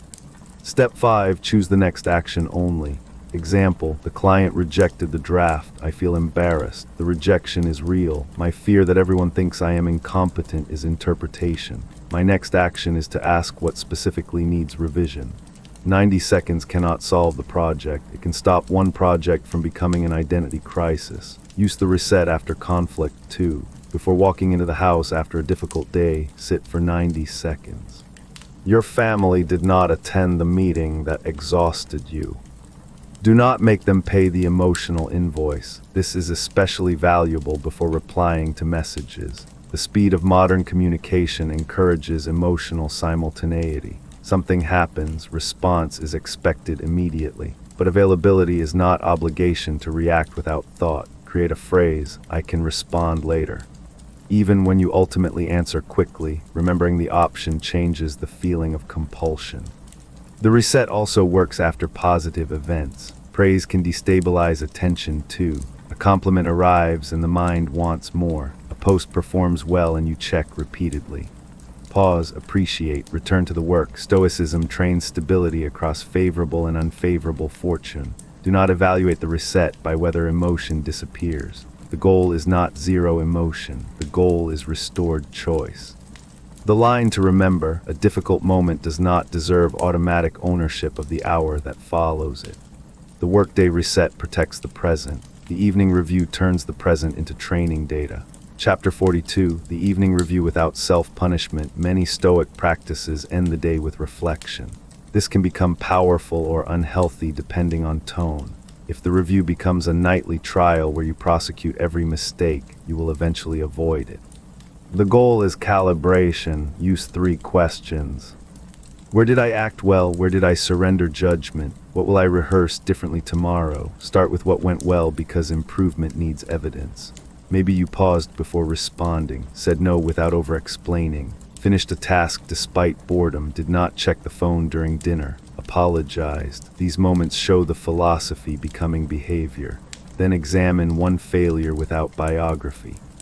I snapped at a colleague at 3 o'clock because I was rushed and had skipped lunch. Useful, I am terrible with people. Useless, ask where the chain could have been interrupted. Earlier sleep, better planning, a pause, a clearer boundary, different wording. Stoic review is systems analysis applied to character. Then rehearse, close your eyes and imagine the same trigger tomorrow. See the better response specifically. This builds familiarity. Athletes rehearse movement. You can rehearse judgment. Include gratitude, one thing that was ordinary and good. The review should not train the mind to search only for error, then close the day. Literally say, enough, there will always be more to improve. The person who turns self-development into permanent dissatisfaction has misunderstood development. If you hurt someone, reflection is not complete until repair occurs. Put the apology or conversation on tomorrow's list. Philosophy that remains inside the journal is incomplete. Keep the review short, 5 to 10 minutes. Consistency matters more than literary quality. You are not writing meditations for future generations. You are trying to become slightly harder to fool tomorrow. The line to remember: review the day like a coach, not a prosecutor. Daily practice creates change. Weekly review prevents the days from drifting in different directions. Chapter 43, the weekly Stoic audit. A week is long enough for patterns to appear and short enough to correct them. Once a week. Review 7 areas: attention, body, work, money, relationships, emotion, and time. For each, ask one question: did my behavior match what I say matters? Attention, what repeatedly captured me? Body, did I care for capacity or merely demand from it? Work, did I do meaningful tasks or hide in busy work? Money, did spending match values? Relationships, who received presents and who received leftovers? Emotion, what triggered me repeatedly? Time, what did I call important but never schedule? Do not score every category perfectly. Choose one adjustment for the next week. Too many corrections become another form of avoidance because complexity prevents action. Add the one thing to stop question. Growth culture emphasizes addition, more habits, routines, supplements, books, goals. Stoicism often improves life through subtraction. Stop checking, stop arguing, stop buying, stop saying yes automatically, stop staying up for nothing, then use premeditation. What challenge is likely next week? Travel, family event, deadline, difficult conversation. Prepare the Stoic response before emotion arrives. Weekly review also catches value drift. You may say family matters while calendar says work. Say health matters while sleep says entertainment. The calendar is less flattering than intention and therefore more useful. Include one act of justice or service for the week. Help, donate, call, volunteer, mentor, repair. This prevents the entire practice from collapsing inward. Finally, choose a line for the week, not 20 quotes. 1. What is mine here? The next action is still available. Use the event, do not become the event. Repetition turns language into a cue. The line to remember: a life rarely changes because of one dramatic decision. It changes because weekly evidence keeps forcing values and behavior back into the same room. A week is enough to observe. 30 days is enough to begin building a different default. Chapter 44, the 30 DAY Stoic Training Plan. If you want to turn this guide into practice, do not attempt all 44 ideas tomorrow. Use 4 weeks. Week 1 is control. Every morning, write one concern and divide it into fact, influence, and noise. Practice the 90-second reset once per day, even when you do not desperately need it. The goal is to make the tool familiar before crisis. Week 2 is desire and attention. Delay one impulse daily. Protect 1 hour from unnecessary phone access. Choose one manageable voluntary discomfort. Track where you reach for relief automatically. Week 3 is relationships and emotion. Practice one clean boundary. Receive one criticism without immediate defense. Pause before one emotionally loaded response. Call or spend real time with someone you value without multitasking. Week 4 is meaning. Do the morning intention, evening review, and one mortality-based priority check. Ask whether your calendar resembles your stated values. Choose one act of service. At the end of 30 days, do not ask whether you became stoic. Ask what changed behaviorally. Did reaction time slow? Did checking decrease? Did sleep improve? Did one relationship become cleaner? Did you do work you had been avoiding? Did you recover from frustration faster? Progress in Stoicism is often measured by recovery, not perfection. You still get angry but return sooner, still compare but notice earlier, still fear but act anyway, still overthink but stop before midnight. These are meaningful changes. Do not turn the plan into another identity performance. Nobody needs to know you are practicing Stoicism. The strongest evidence is not the quote you post. It is the message you do not send, the promise you keep. The conversation you finally have, the money you do not waste, the hour of attention you protect. At day 30, choose the 3 practices that produce the highest return and keep them. Philosophy should become simpler with use, not more complicated. The line to remember: do not try to look stoic for 30 days. Try to become easier to trust, harder to provoke, slower to panic, and quicker to act where action matters. You now have a daily and monthly system. but before we close, there are 4 deeper ideas that determine whether Stoicism becomes mature or distorted: emotion, courage, acceptance, and identity. These are the final pieces. Chapter 45, Stoicism is not emotionlessness. If there is one misunderstanding worth removing before the end, it is this: Stoicism is not a project to feel less human. It is a project to become less governed by unexamined reactions. The difference is enormous. A person can feel grief and still keep promises, feel anger and still refuse cruelty, feel fear and still act courageously, feel attraction without surrendering judgment, feel joy without demanding that joy last forever. Emotional life remains. What changes is the relationship between emotion and authority.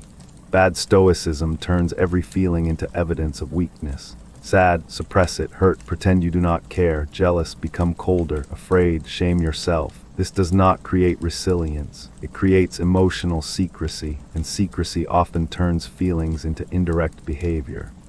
A person who refuses to admit hurt may become sarcastic.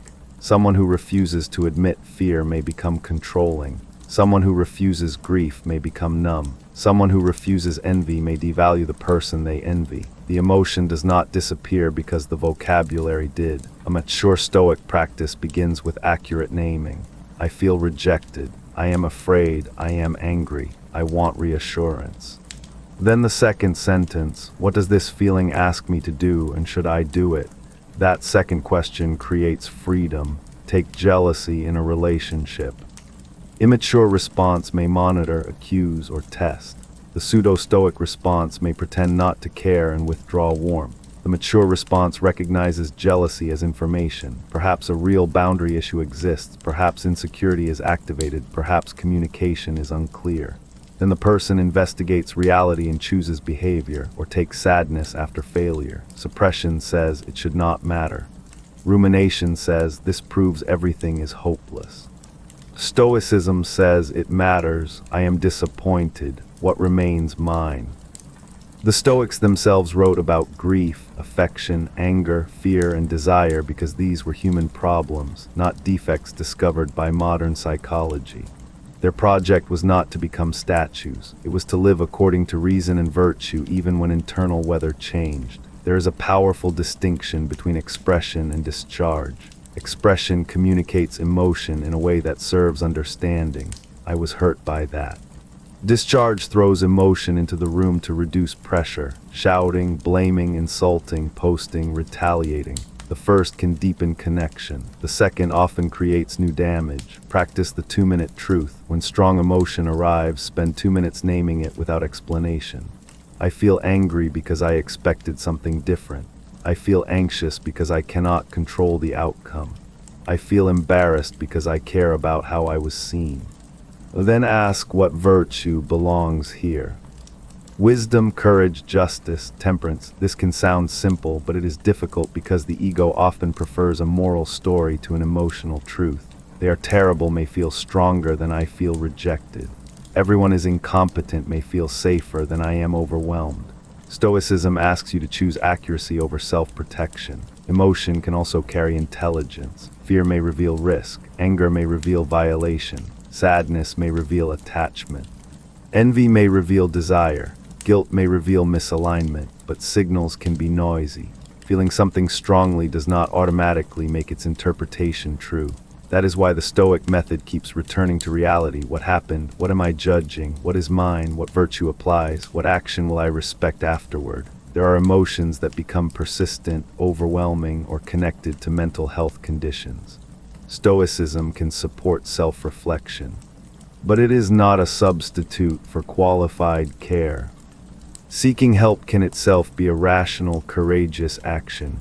The line to remember: strength is not needing to feel less. Strength is needing your feelings to control less. And when emotion is acknowledged rather than denied, courage becomes possible. Courage is not emotional absence. It is action in the presence of emotional cost.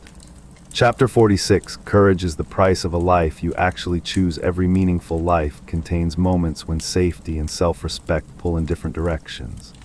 Say the thing or remain quiet. Apply or avoid rejection. leave or stay, admit the mistake or protect the image, set the boundary or preserve temporary peace, begin before you feel ready or spend another year preparing. Courage is not a personality type reserved for naturally bold people. It is a behavior, and behavior can be trained. The Stoics placed courage among the central virtues because reason without courage remains theoretical. You can know what should be done and still avoid doing it. Modern life creates many socially acceptable forms of avoidance. Research, planning, waiting for clarity, asking more people, improving the website before launching, taking another course before applying, rewriting the message for the 15th time, all can be useful. All can also become sophisticated shelters. Ask, what information am I truly missing and what feeling am I trying not to experience? If the answer is embarrassment, rejection, uncertainty, or discomfort, the next step may not be more information, it may be courage. Courage grows through progressive exposure. Do not begin with the most terrifying action if a smaller one trains the same capacity. Afraid of speaking, ask one question publicly. Afraid of boundaries, decline one small request without a long excuse. Afraid of visibility, publish something imperfect. Afraid of asking, make one clear request. The goal is not dramatic bravery. It is increasing the range of actions available while fear is present. There is moral courage too.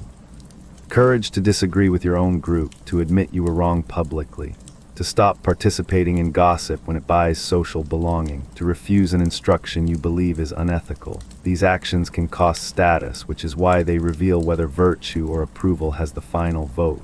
Courage also requires judgment. Recklessness is not courage simply because danger exists. Walking into avoidable harm to prove toughness is ego. Stoic courage is proportionate.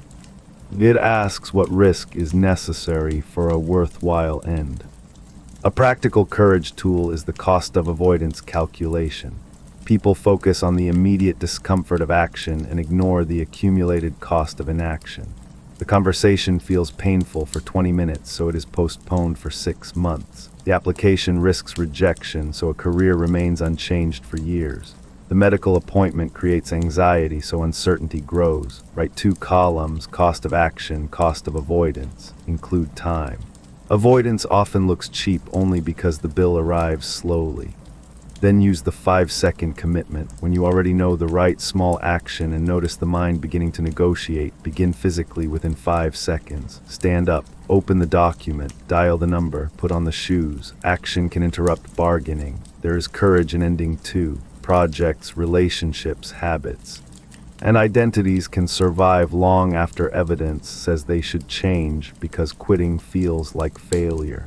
Sometimes perseverance is virtue. Sometimes it is attachment to sunk cost. Wisdom must decide. Ask whether continuing serves principle or merely protects the story you have told about yourself. The line to remember, courage is not the absence of a price. It is deciding that the price of avoiding your own life is higher. Once courage acts, reality may still refuse the outcome you wanted. That is where one of the most demanding Stoic ideas appears, not merely accepting what happened, but learning to use it. Chapter 47, Amor Fati, without pretending everything is good. Amor Fati is often translated as love of fate, though the phrase is more closely associated with later philosophy than the ancient Stoics themselves. The spirit, however, fits a Stoic practice. Stop wasting the fact that something happened. This idea is easy to misuse. It does not require calling abuse good, illness good, injustice good, or tragedy secretly beneficial. Some events are simply terrible. Mature philosophy does not need to repaint them.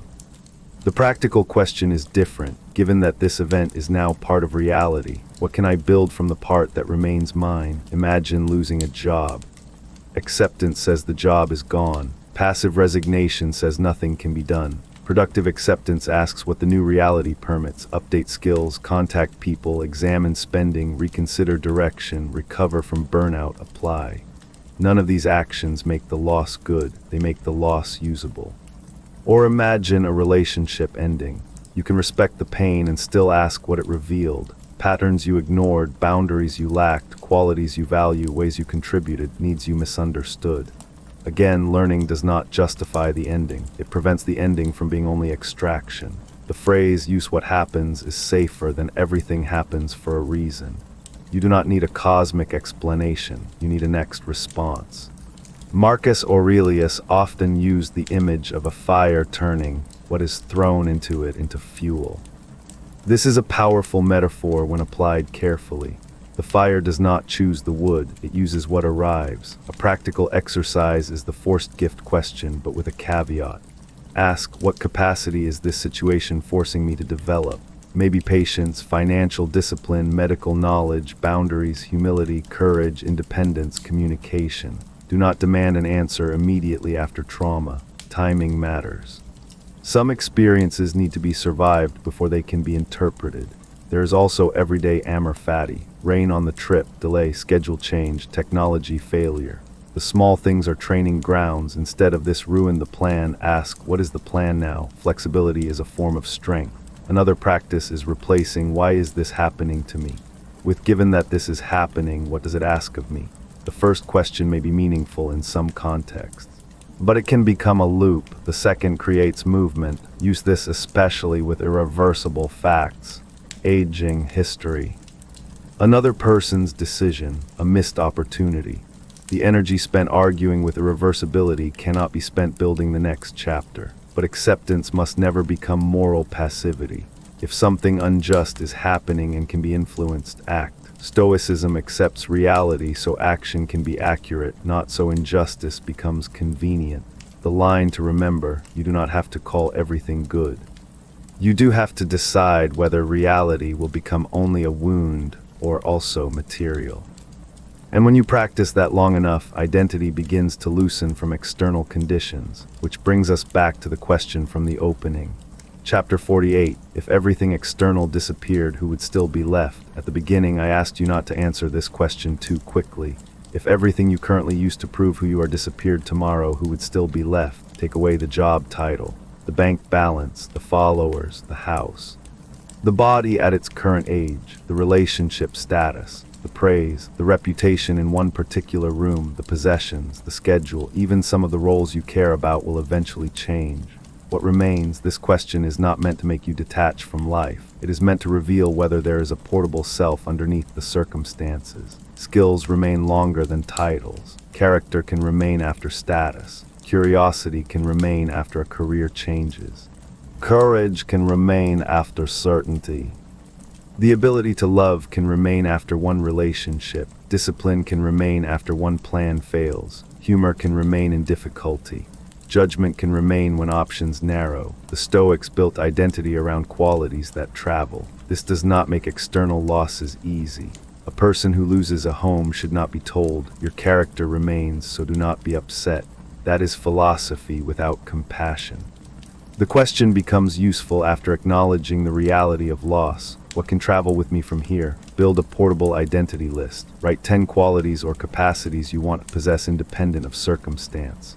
Reliable, curious, courageous, financially responsible, kind, physically disciplined with an ability, honest, calm under pressure, able to learn, able to ask for help. Your list may differ, then ask for evidence. Identity without behavior is branding.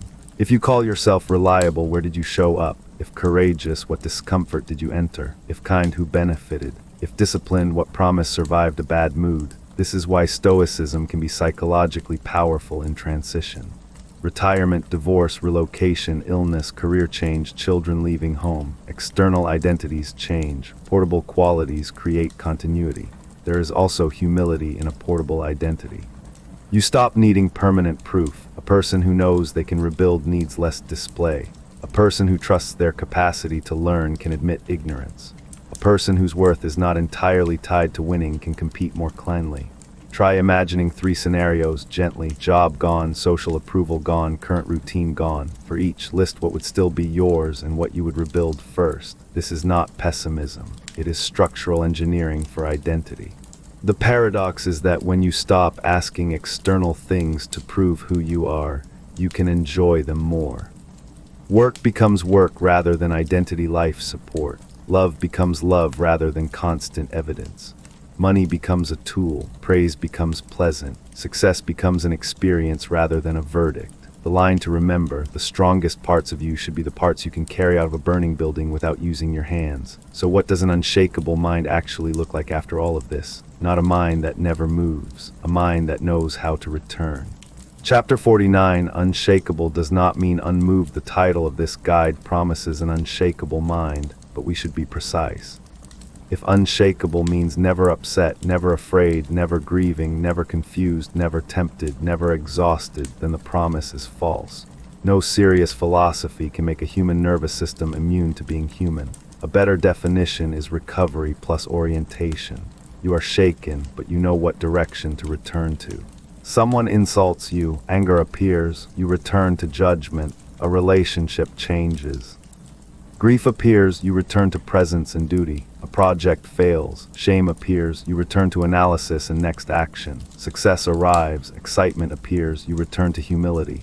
Fear appears, you return to what is yours. That repeated return is the architecture we have built. At the foundation is the control distinction. It tells you where effort belongs. Above it is the event story distinction. It prevents interpretation from masquerading as reality. Then attention. If you cannot direct attention, everything else remains theoretical, because whatever captures attention repeatedly trains the mind. Then the pause. Without the pause, emotion converts directly into behavior. Then desire and discipline. They determine whether comfort, approval, consumption, and impulse become masters. Then relationships. They test whether inner strength can coexist with warmth, boundaries, justice, and connection. Then adversity. Failure, uncertainty, grief, illness, and loss reveal whether philosophy survives contact with events you would never choose. Then meaning. Mortality, gratitude, virtue, purpose, and service answer the question of what your strength is for. Finally, daily practice, morning intention, resets, evening review, weekly audit, repeated action. Without repetition, the structure remains a beautiful blueprint with nobody living inside it. This is why 3 hours of listening cannot make you stoic. It can give you a map. The training begins when a real person irritates you tomorrow, when your phone pulls, when the email disappoints, when desire says now, when fear says later, when ego says prove yourself, when resentment says remember, when exhaustion says abandon every principle. Those are not interruptions to the practice. They are the practice. There will be days when you fail repeatedly. The unshakable mind is not the mind that says, I should be beyond this. It says, return. Again and again, return to facts, return to what is yours, return to the next right action, return to the person you want to respect tomorrow. The line to remember: resilience is not a life that never knocks you off center. It is shortening the distance between being knocked off center and finding your way back. Before the final integration, let us make the philosophy even more practical. You do not need 49 ideas available in a crisis. You need a small protocol that tells you what to do when the mind is overloaded. Here are 5 situations where modern life commonly steals judgment, and a stoic response you can use immediately. Emergency Protocol 1. When someone pulls away, rejects you, or stops replying, the first danger is not the silence itself. It is the vacuum the mind rushes to fill. You begin generating explanations. They lost interest, they found someone better, they are angry, you said the wrong thing, the whole connection was false. The brain dislikes missing information, so it creates information and then reacts emotionally to its own invention.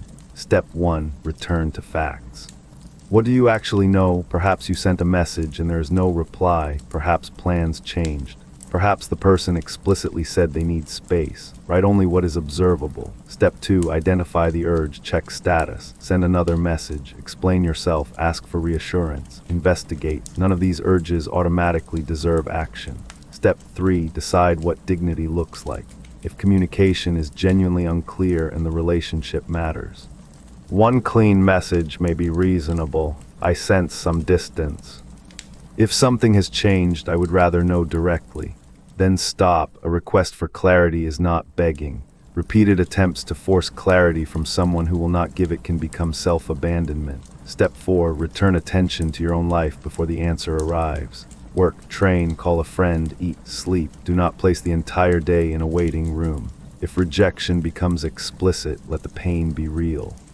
Stoicism does not require pretending you did not want the person. But rejection answers one question: whether this particular person is choosing this particular relationship at this particular time. It does not answer whether you are lovable, attractive, valuable, or destined to be alone. The emergency sentence is, I can want an answer without surrendering myself to the waiting. Emergency Protocol 2, when bad financial news arrives: a bill, job loss, unexpected repair. Market decline, debt notice, or reduced income can trigger primitive fear because money is connected to security. The mind jumps to total collapse before the numbers are even open. Step 1. Do not make financial decisions in the first wave of panic unless immediate action is required.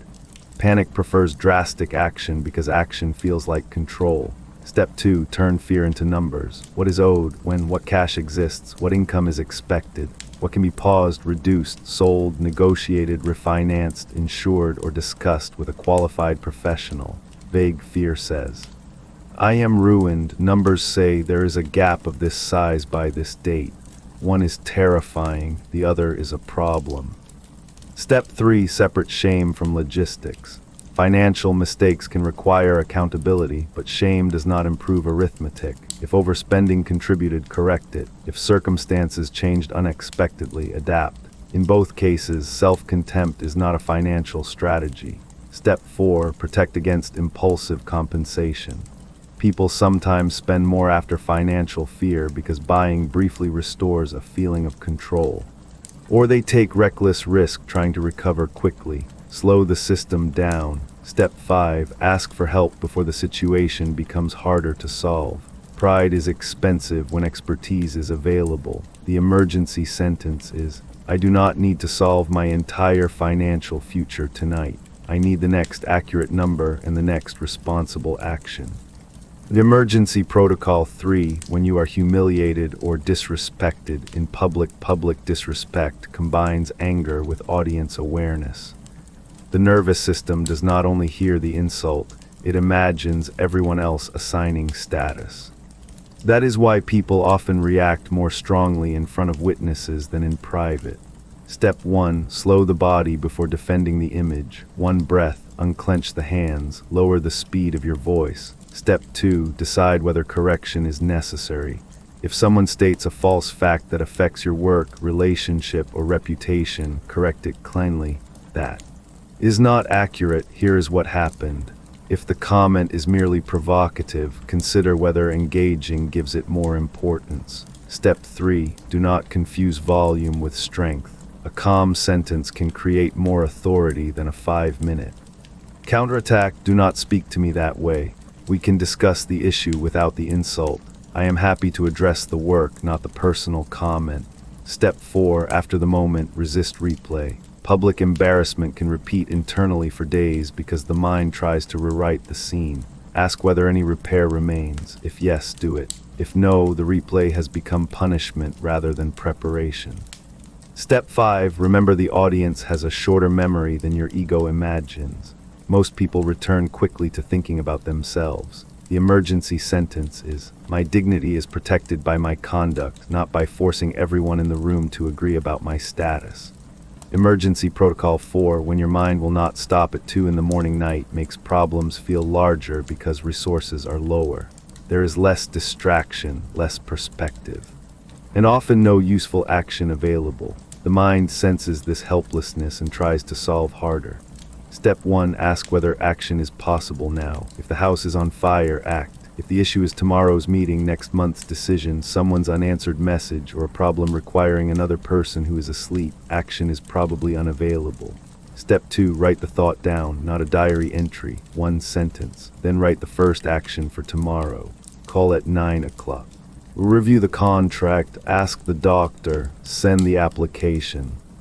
You are giving the mind evidence that the problem has a location outside your head. Step 3. Stop demanding sleep.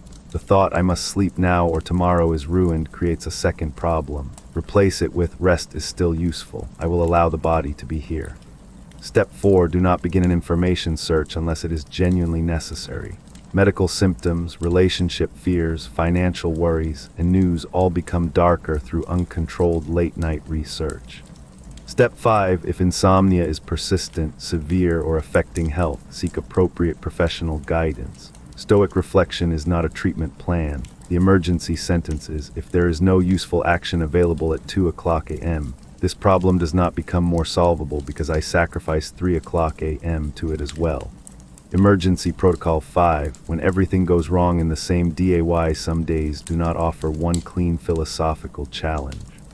The alarm fails, traffic is bad, a meeting turns hostile, something breaks.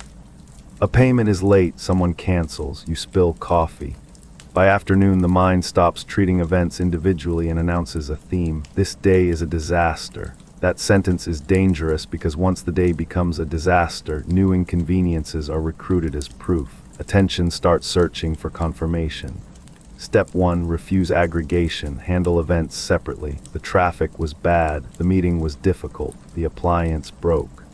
3 events are not one cosmic judgment.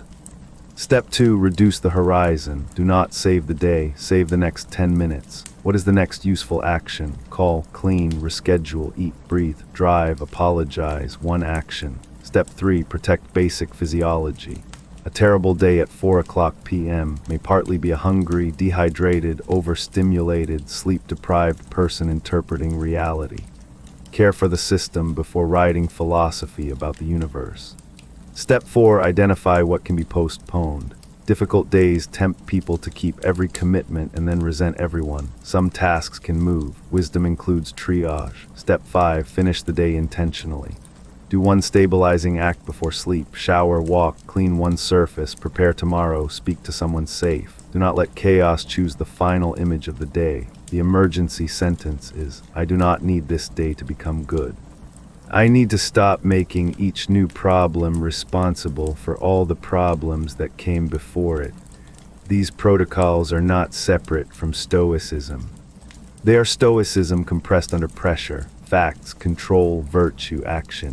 When the mind is overloaded, complexity is the enemy. Return to the smallest structure that still works. Before we compress everything into the final rules, there are 3 traps worth naming because they can make a person sound stoic while actually becoming less wise. These are not minor details. They are the difference between self-mastery and emotional armor. Trap 1. Using Stoicism to suppress what needs to be felt. The first trap is emotional suppression disguised as discipline. Something hurts, so you repeat that it is outside your control. Someone disappoints you, so you insist you do not care. You feel grief, fear, jealousy, or loneliness and immediately try to philosophize the feeling out of existence. This can look strong from the outside because there is no visible reaction, but the unprocessed emotion often leaks elsewhere. Irritability, withdrawal, sarcasm, compulsive work, sudden anger over small things. A need to control details because the larger feeling has not been admitted. Stoic practice should make you more accurate, not less honest. If you are hurt, the first useful sentence may simply be, I am hurt. Then the philosophy begins. What judgment is attached to the hurt? What action is mine? What boundary is needed? What part must be accepted? But skipping the first sentence often creates fake composure. There is no contradiction between emotional honesty and self-command. In fact, self-command becomes more reliable when you know what you are commanding. A person who cannot name fear may call it logic. A person who cannot name envy may call it criticism. A person who cannot name sadness may call it exhaustion. Accuracy removes disguise. A good test is this: has your Stoic practice made you easier or harder to talk to? Can people close to you still know when something matters? Can you say, I was wrong, I am scared, that hurt, or I need help without feeling that philosophy has failed? If not, you may be building armor rather than strength. The correction is simple. Feel first, investigate second, choose third. Emotion is allowed in the room. It just does not automatically chair the meeting. Trap 2. Using acceptance as an excuse for passivity. The second trap is confusing acceptance with surrender. I cannot control other people becomes an excuse not to communicate. I cannot control the outcome becomes an excuse not to prepare. My body is not fully under my control becomes an excuse to neglect health. The past cannot be changed becomes an excuse not to repair damage created by the past. Real Stoic acceptance is accurate contact with reality, so action can become more effective. You accept that the deadline moved, then negotiate priorities. Accept that a relationship has a pattern, then decide whether to address or leave it. Accept that you made a mistake, then apologize and change the system. Acceptance removes argument with facts. It does not remove responsibility inside the facts. Ask one question whenever you use the phrase, "I cannot control this. What can I influence?" Control is rarely all or nothing. You may not control whether a company hires you, but you influence the quality of the application. You may not control whether someone forgives you, but you control whether the apology is honest. You may not control recovery perfectly, but you can follow treatment and care for the body. Passivity often feels peaceful at first because action is uncomfortable. Stoicism can become a sophisticated story that protects avoidance. The test is behavioral. Does your philosophy move you toward the difficult action that belongs to you, or does it help you explain why no action is necessary? The correction is, accept the uncontrollable part completely, then become unusually responsible for the controllable part. Trap 3, using Stoicism to feel superior to people who are struggling. The third trap may be the most ironic. You study self-control, then begin looking down on people who do not have it. Someone is emotional and you call them weak. Someone stays in a bad relationship and you call them foolish. Someone worries, grieves, spends badly, reacts impulsively, or seeks approval, and philosophy becomes a ladder you use to stand above them. This contradicts the point. Stoicism repeatedly confronts human weakness because weakness is universal. The reason you practice patience is that you also need patience. The reason you study judgment is that your own judgment fails. The reason you review your day is that you are not finished. When philosophy increases contempt, ego has recruited it. A stronger response to another person's weakness is curiosity plus boundaries. You can understand why someone reacts badly without accepting the behavior. You can have compassion without becoming responsible for fixing them. You can recognize that your current strength may depend on circumstances, teachers, health, or experience another person has not had. Remember how often your own worst moments would look obvious from the outside. The message you should not have sent, the decision you defended too long, the person you trusted, the fear you hid, the habit you returned to. Humility is remembering that philosophy often arrives after the mistake, not before it. The correction is to use Stoicism vertically, against your own previous standards, not horizontally, as a way to rank human beings. Ask whether you are wiser than yesterday, not whether you look stronger than the person beside you. If your Stoicism makes you calmer but colder, disciplined but arrogant, accepting but passive, something has gone off course. Return to the 4 virtues. Wisdom without justice becomes cleverness. Courage without temperance becomes recklessness. Temperance without humanity becomes rigidity. Justice without wisdom becomes moral performance. The virtues belong together because each one keeps the others honest. We have covered a great deal, so before the final practice, compress the entire guide into 20 rules. Do not treat these as quotes. Treat them as switches you can reach for when the mind is noisy. Rule 1, ask what is yours. When stress rises, find the boundary. Your action, judgment, preparation, honesty, effort, and attention are closer to you. Other people's final opinions, the past, random events, and guaranteed outcomes are not. The question, what is mine here, is not a way to escape responsibility. It is a way to stop wasting responsibility where it cannot operate. Rule 2, describe before you interpret. Facts first. The message has not been answered. The meeting was moved. The project failed. The person said these words. Only after description should interpretation enter. This simple order prevents imagination from becoming evidence. Rule 3, protect attention like a finite asset. Your attention is not merely something you use, it is what life feels like from the inside. If a trivial argument receives 3 hours while someone you love receives distracted fragments, your values and your attention are living in different worlds. Bring them back together. Rule 4, insert a pause before behavior. The first surge is not always chosen. The second action can be 3 breaths, 20 minutes, 1 walk. 1 sentence, I will answer when I can answer well. Small delays protect large consequences. Rule 5, turn needs back into preferences. I want this preserves room. I need this to be okay creates dependence. Want the promotion, relationship, result, recognition, comfort, and success. Work for them, but inspect every place where desire has quietly become a condition for self-respect. Rule 6. Practice small discomfort before life chooses large discomfort, not punishment. Flexibility, boredom without reaching, effort without perfect motivation, silence without filling it. A no without a 5-minute explanation. Each manageable discomfort teaches the same lesson. Sensation can be present without becoming authority. Rule 7. Keep a minimum on bad days. When conditions are poor, reduce the task before abandoning the identity. 10 minutes instead of 40. 1 page instead of 10. 1 honest message instead of solving the whole relationship. Continuity is often more important than intensity. Rule 8. Ask what feeling procrastination is protecting. The task may not be the real problem. Maybe it is shame, boredom, uncertainty, or fear of evaluation. Name the protected feeling, then enter the task while the feeling remains. Action does not require emotional permission. Rule 9. Let approval be information, not oxygen. Listen to people whose judgment has earned weight. Learn from feedback, but do not ask strangers, algorithms, or inconsistent people to maintain your identity. Praise is pleasant. Self-respect needs a stronger foundation. Rule 10. Use criticism twice. First, test whether it is true. Second, test whether the source deserves influence. Accurate criticism can improve you even when badly delivered. Malicious criticism can be rejected even when confidently delivered. Pain alone answers neither question. Rule 11. Do not turn every insult into a status emergency. Dignity does not require immediate dominance. Some disrespect deserves a boundary. Some deserves correction. Some deserves nothing. Choose based on outcome, not ego's demand to repair status instantly.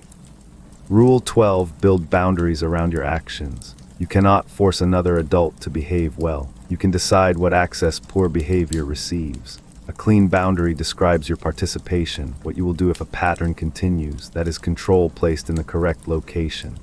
Rule 13. Use numbers, do not worship them. Money, followers, weight, performance, titles, rankings. Measure what helps action. Refuse to let a narrow metric become a total identity. A number can tell you what happened in one domain. It cannot tell you what a human being is worth. Rule 14. Define enough before the world defines more. Enough income, enough possessions, enough status, enough work, enough social activity. Without a personal definition, comparison will keep moving the finish line. Ambition needs a stopping principle or it becomes permanent dissatisfaction. Rule 15. Do your work seriously and hold the role lightly. Be excellent. Prepare. Light, create, earn, but remember that titles can disappear. Build portable skills and portable character underneath every role. The goal is to remain capable when the badge changes. Rule 16. Let emotions speak without letting them govern. Anger may report a boundary. Fear may report risk. Sadness may report attachment. Envy may report desire. Listen, investigate, then choose action through judgment. Signals are useful, dictators are not. Rule 17. Accept uncertainty without abandoning preparation. You do not know what happens next. That is not a defect in the universe. Plan, ensure, learn, communicate, save, prepare, then allow the future to remain future. Worry is not preparation after preparation has ended. Rule 18. Do not waste loss. You do not have to call loss good. You do not have to rush to find meaning. But when you are ready, ask what can still be built from what remains. Pain should not be forced into a lesson. But neither must it be the only thing the event leaves behind. Rule 19. Remember that time is the non-renewable resource. Money can return. Reputation can recover. Careers can change. Time only moves in one direction. Let mortality improve priority. Call sooner. Apologize sooner. Begin sooner. Put the phone down sometimes because this ordinary evening is not repeatable. Rule 20. Return. This may be the most important rule. You will forget everything. You will react, compare, overthink, overspend, seek approval, become angry, avoid discomfort, and lose perspective. The practice is not ruined. Return. Stoicism is not a perfect line. It is a practice direction. Now let us place the entire philosophy inside one ordinary day, not a dramatic life crisis, a Tuesday. You wake and notice the phone before you notice your own thoughts. There are messages, one from work marked urgent, one from someone important to you, shorter than usual, a news alert, a market notification. The old pattern is immediate entry, work anxiety, relationship interpretation, public outrage, financial checking. 4 worlds enter the room before your feet touch the floor. The Stoic day begins differently. You see the phone and leave it face down for 5 minutes, not because messages do not matter, because sequence matters. You ask, what is mine this morning? Preparation, attention, the first action. You drink water, stand near a window, and remember that several things may go wrong today without the day becoming wrong. Then you check the work message. A deadline has moved forward. Your body tightens. The first story appears. They always do this. This is impossible. Nobody respects my time. Pause, facts, the deadline moved. Influence, clarify requirements, reorder tasks, ask for support, negotiate if necessary. Noise, the imaginary argument currently taking place in your head. You send a clean response. I saw the new deadline. I can deliver and be by then. C would require either more time or help. Which priority do you want? Stoicism has not made you passive, it has made the problem specific. Then the personal message, short, no heart emoji, no usual warmth. Your mind wants interpretation. You remember the security camera description. I received a short message, that is all you know. You decide not to conduct a relationship trial before breakfast. You reply normally and continue. On the commute, traffic slows, you feel irritation. Then amusement. Here is the control test in its natural habitat. You cannot move the cars. You can choose whether the delay receives your nervous system in addition to your time. You listen to something useful, call nobody angrily, and arrive 6 minutes late rather than arriving 6 minutes late plus emotionally exhausted. At work, someone criticizes your draft in a meeting. The wording is clumsy, your face warms, the impulse is defense. You feel the pause. Is any of this true? One part is, you ask a clarifying question instead of explaining your intention. Later, privately, you correct the part that was useful and discard the tone. At lunch, you see a post from someone your age announcing an achievement you wanted. Comparison arrives before philosophy. They are ahead. You use the full cost question. Do you want the entire life or one result? What is this envy telling you? Perhaps you want to increase your own ambition. Good, turn envy into a plan. Do not turn another person's success into evidence that your life failed by noon. In the afternoon, energy drops. The difficult task remains. Procrastination suggests research. You ask what feeling you are avoiding. Boredom and fear of doing it badly. You set 10 minutes and begin. 35 minutes later, the hardest part is complete. You did not become motivated. You stopped making motivation a prerequisite. Then a colleague sends a message that feels disrespectful. Ego wants immediate status repair. You ask whether this matters in 48 hours. It might, because the pattern has repeated, so you do not ignore it. You also do not retaliate. You write, I want to keep this direct. When feedback is phrased like that, the conversation stops being productive. If there is an issue with the work, tell me specifically and I will address it. Boundary, not performance. On the way home, you feel tired. You remember not to make people at home pay for work they did not attend. 90-second reset in the car. The day remains unfinished, but the role changes. Worker becomes partner, parent, friend, person. At dinner, the phone lights up. You want to check. You do not. Voluntary discomfort lasts 12 seconds and then disappears. Someone at the table tells a story you might have missed. Later, the personal message from morning is explained. The person was busy. Your 6 imaginary scenarios would all have been wasted. You notice this without congratulating yourself too much. Tomorrow, the mind will try again. At night, you review. Where did you act well? You handled criticism better. Where did you surrender judgment? You checked analytics 4 times after promising twice. What will you rehearse? Put the analytics app farther away tomorrow. Then gratitude, one specific moment, the story at dinner.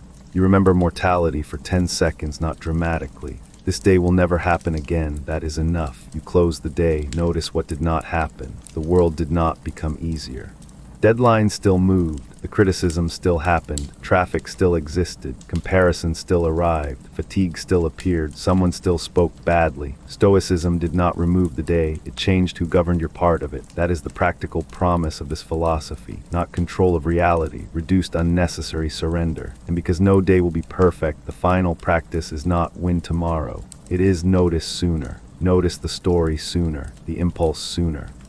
Or the comparison sooner, the resentment sooner. The moment your attention leaves your values sooner.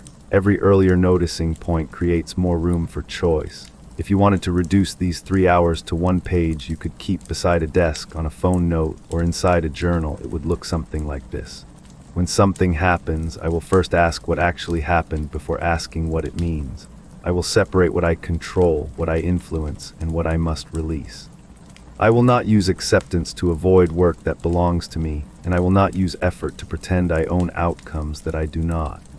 I will treat attention as part of my life, not as an unlimited resource. I will be suspicious of anything that repeatedly captures me without making me wiser, kinder, stronger, healthier, or more capable. I will allow emotions to arrive without treating arrival as authority. Anger may speak, fear may speak, grief may speak. Desire may speak, none receives the final vote without judgment. I will practice small discomfort so comfort remains a pleasure rather than a requirement. I will keep promises imperfectly but consistently. When I fail, I will return instead of turning one failure into permission for 5 more. I will not build identity on applause. I will listen carefully to earn criticism and lightly to spectators. I will correct what is true, clarify what matters, and release what cannot be responsibly controlled. I will set boundaries around my own participation instead of trying to govern other adults. I will say no when no is just yes when yes is chosen, and I will not confuse over-explaining with kindness. I will use money, status, possessions, and metrics as tools. I will define enough before comparison defines more. I will work seriously while remembering that no title can safely carry the entire weight of who I am. I will love people as people, not as guarantees. I will communicate instead of test, ask instead of manipulate, and leave room for others to be free enough that their choices give me real information. I will remember that suffering does not automatically become meaningful, but I will refuse to waste what can eventually be learned from it. I will seek help when help is appropriate. Philosophy will never be an excuse to deny reality. I will remember mortality not to become dark, but to become selective. I will stop treating temporary embarrassment as if it were permanent danger. I will notice ordinary good things before loss teaches me their value. I will judge progress by recovery. How quickly do I return to facts? How quickly do I stop replaying? How quickly do I repair? How quickly do I act on what is mine? And when I do not know what to do, I will use 4 questions. What are the facts? What is mine? What virtue belongs here? What is the next useful action? That is enough philosophy for a difficult morning, enough for a tense meeting, enough for a delayed message, enough for a bad financial day, enough for a moment when ego wants to fight, fear wants to hide, or desire wants to take over.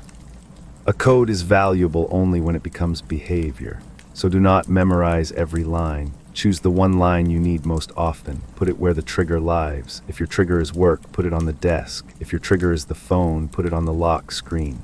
If your trigger is late night thinking, put it beside the bed. Philosophy becomes useful when it meets you before the old reaction does. 3 hours ago. We began with a simple claim. Something may have taken control of your mind before you even got out of bed. A message, a memory, a number, a person, a possibility, something from the past, something that had not happened yet. Now you can see the mechanism more clearly. The message did not crawl into your mind and build a home. Attention opened the door. The memory did not force itself to become identity. Repetition kept signing the lease. The number did not announce your human value. Interpretation promoted it beyond its job description. The person did not always possess your peace. Sometimes approval, fear, desire, or resentment handed them access. The future did not arrive early. Imagination made your body rehearse it. This is why Stoicism is not primarily a collection of old quotes. It is a study of access. What gets access to your judgment, your attention, your behavior, your sense of enough, your identity. An unshakable mind is not a locked fortress where nothing enters. That would also keep out love, wonder, grief, intimacy, risk, and growth. It is a well-governed city. Visitors arrive, some are welcomed, some are questioned, some are asked to leave. None automatically become ruler. You will still care what people think sometimes. You will still want things. You will still fear loss. You will still make mistakes. You will still have nights when thoughts become louder than philosophy. You will still become angry at someone who knows exactly which button to press. You will still encounter events that no breathing technique or ancient sentence can make easy. That is not evidence that Stoicism failed. The evidence is what happens next. You notice faster. Can you separate what happened from what you added? Can you find the part that is yours without pretending the rest does not matter? Can you act while afraid? Can you apologize without collapsing? Can you receive praise without becoming addicted to it? Can you receive criticism without becoming owned by it? Can you love someone without turning love into surveillance? Can you pursue success without asking success to prove that you deserve to exist? Can you lose something without losing every part of yourself with it? Can you rest without calling rest weakness? Can you look at mortality and become more present instead of more afraid? Can you return? That last question is the one I want you to remember. You do not need to become Marcus Aurelius. You do not need to live like Epictetus. You do not need Seneca's wealth, exile, contradictions, or circumstances. Their lives are useful because they show philosophy being tested by different forms of fortune. Your test is your own. Your test may be an office, a kitchen, a hospital waiting room, a business, a breakup, a family conflict, a financial problem, a body that is changing, a child who needs patience, a parent who is aging, a phone that keeps pulling, or a mind that keeps returning to the same old story. That is where your Stoicism lies, not in the quote. In the next response, not in the book on the shelf. In the boundary you keep, not in looking calm, in remaining just while angry, not in having no fear, in doing the right thing while fear is present, not in needing nothing. In refusing to let desire decide what you are worth, not in becoming cold, in becoming steady enough that warmth no longer requires weakness. If you remember only one framework tomorrow, remember this sequence: facts, control, virtue, action. Facts, what is actually happening. Control, what part is mine. Virtue, what kind of person does this moment ask me to be? Action, what is the next useful thing? 4 questions can carry a surprising amount of life. And if you want one sentence, use this one. Nothing outside you gets automatic permission to own what happens inside you. Permission matters because attention is permission. Interpretation is permission. Repeated rehearsal is permission. Unexamined desire is permission. Automatic reaction is permission. Stoicism teaches you to become more careful with what you sign. Tonight, before you sleep, choose one area where you have given away too much authority. Not 10, 1. Maybe another person's opinion. Maybe your phone. Maybe a past mistake. Maybe the future. Maybe money. Maybe status. Maybe resentment. Maybe the need to know. Write it down. Then write one action that returns a small piece of authority tomorrow. That is enough. You do not rebuild a mind in one dramatic night. You rebuild it in ordinary moments where the old reaction appears and for the first time does not receive the final vote. If one idea from these 3 hours stayed with you, put the chapter or principle in the comments and tell me the situation where you intend to use it. Not just the quote, the situation. That turns reflection into commitment. And if you know someone whose mind has been living under the control of something outside them, an opinion, a loss, a fear, a person, a future they cannot predict, share this with them. Not because 3 hours of philosophy will solve their life, but because sometimes one distinction arrives at exactly the right moment. Subscribe if you want more long-form Stoicism, psychology, philosophy, and practical self-mastery without turning wisdom into coldness or empty motivation. Then close the screen and practice something. Tomorrow will give you material. A delay, a temptation, a difficult person, a disappointment, a moment of beauty you almost miss, a choice nobody else sees. When it arrives, remember, you do not control the whole day. You never did. You control whether the day gets to choose your character for you, and that is where freedom begins.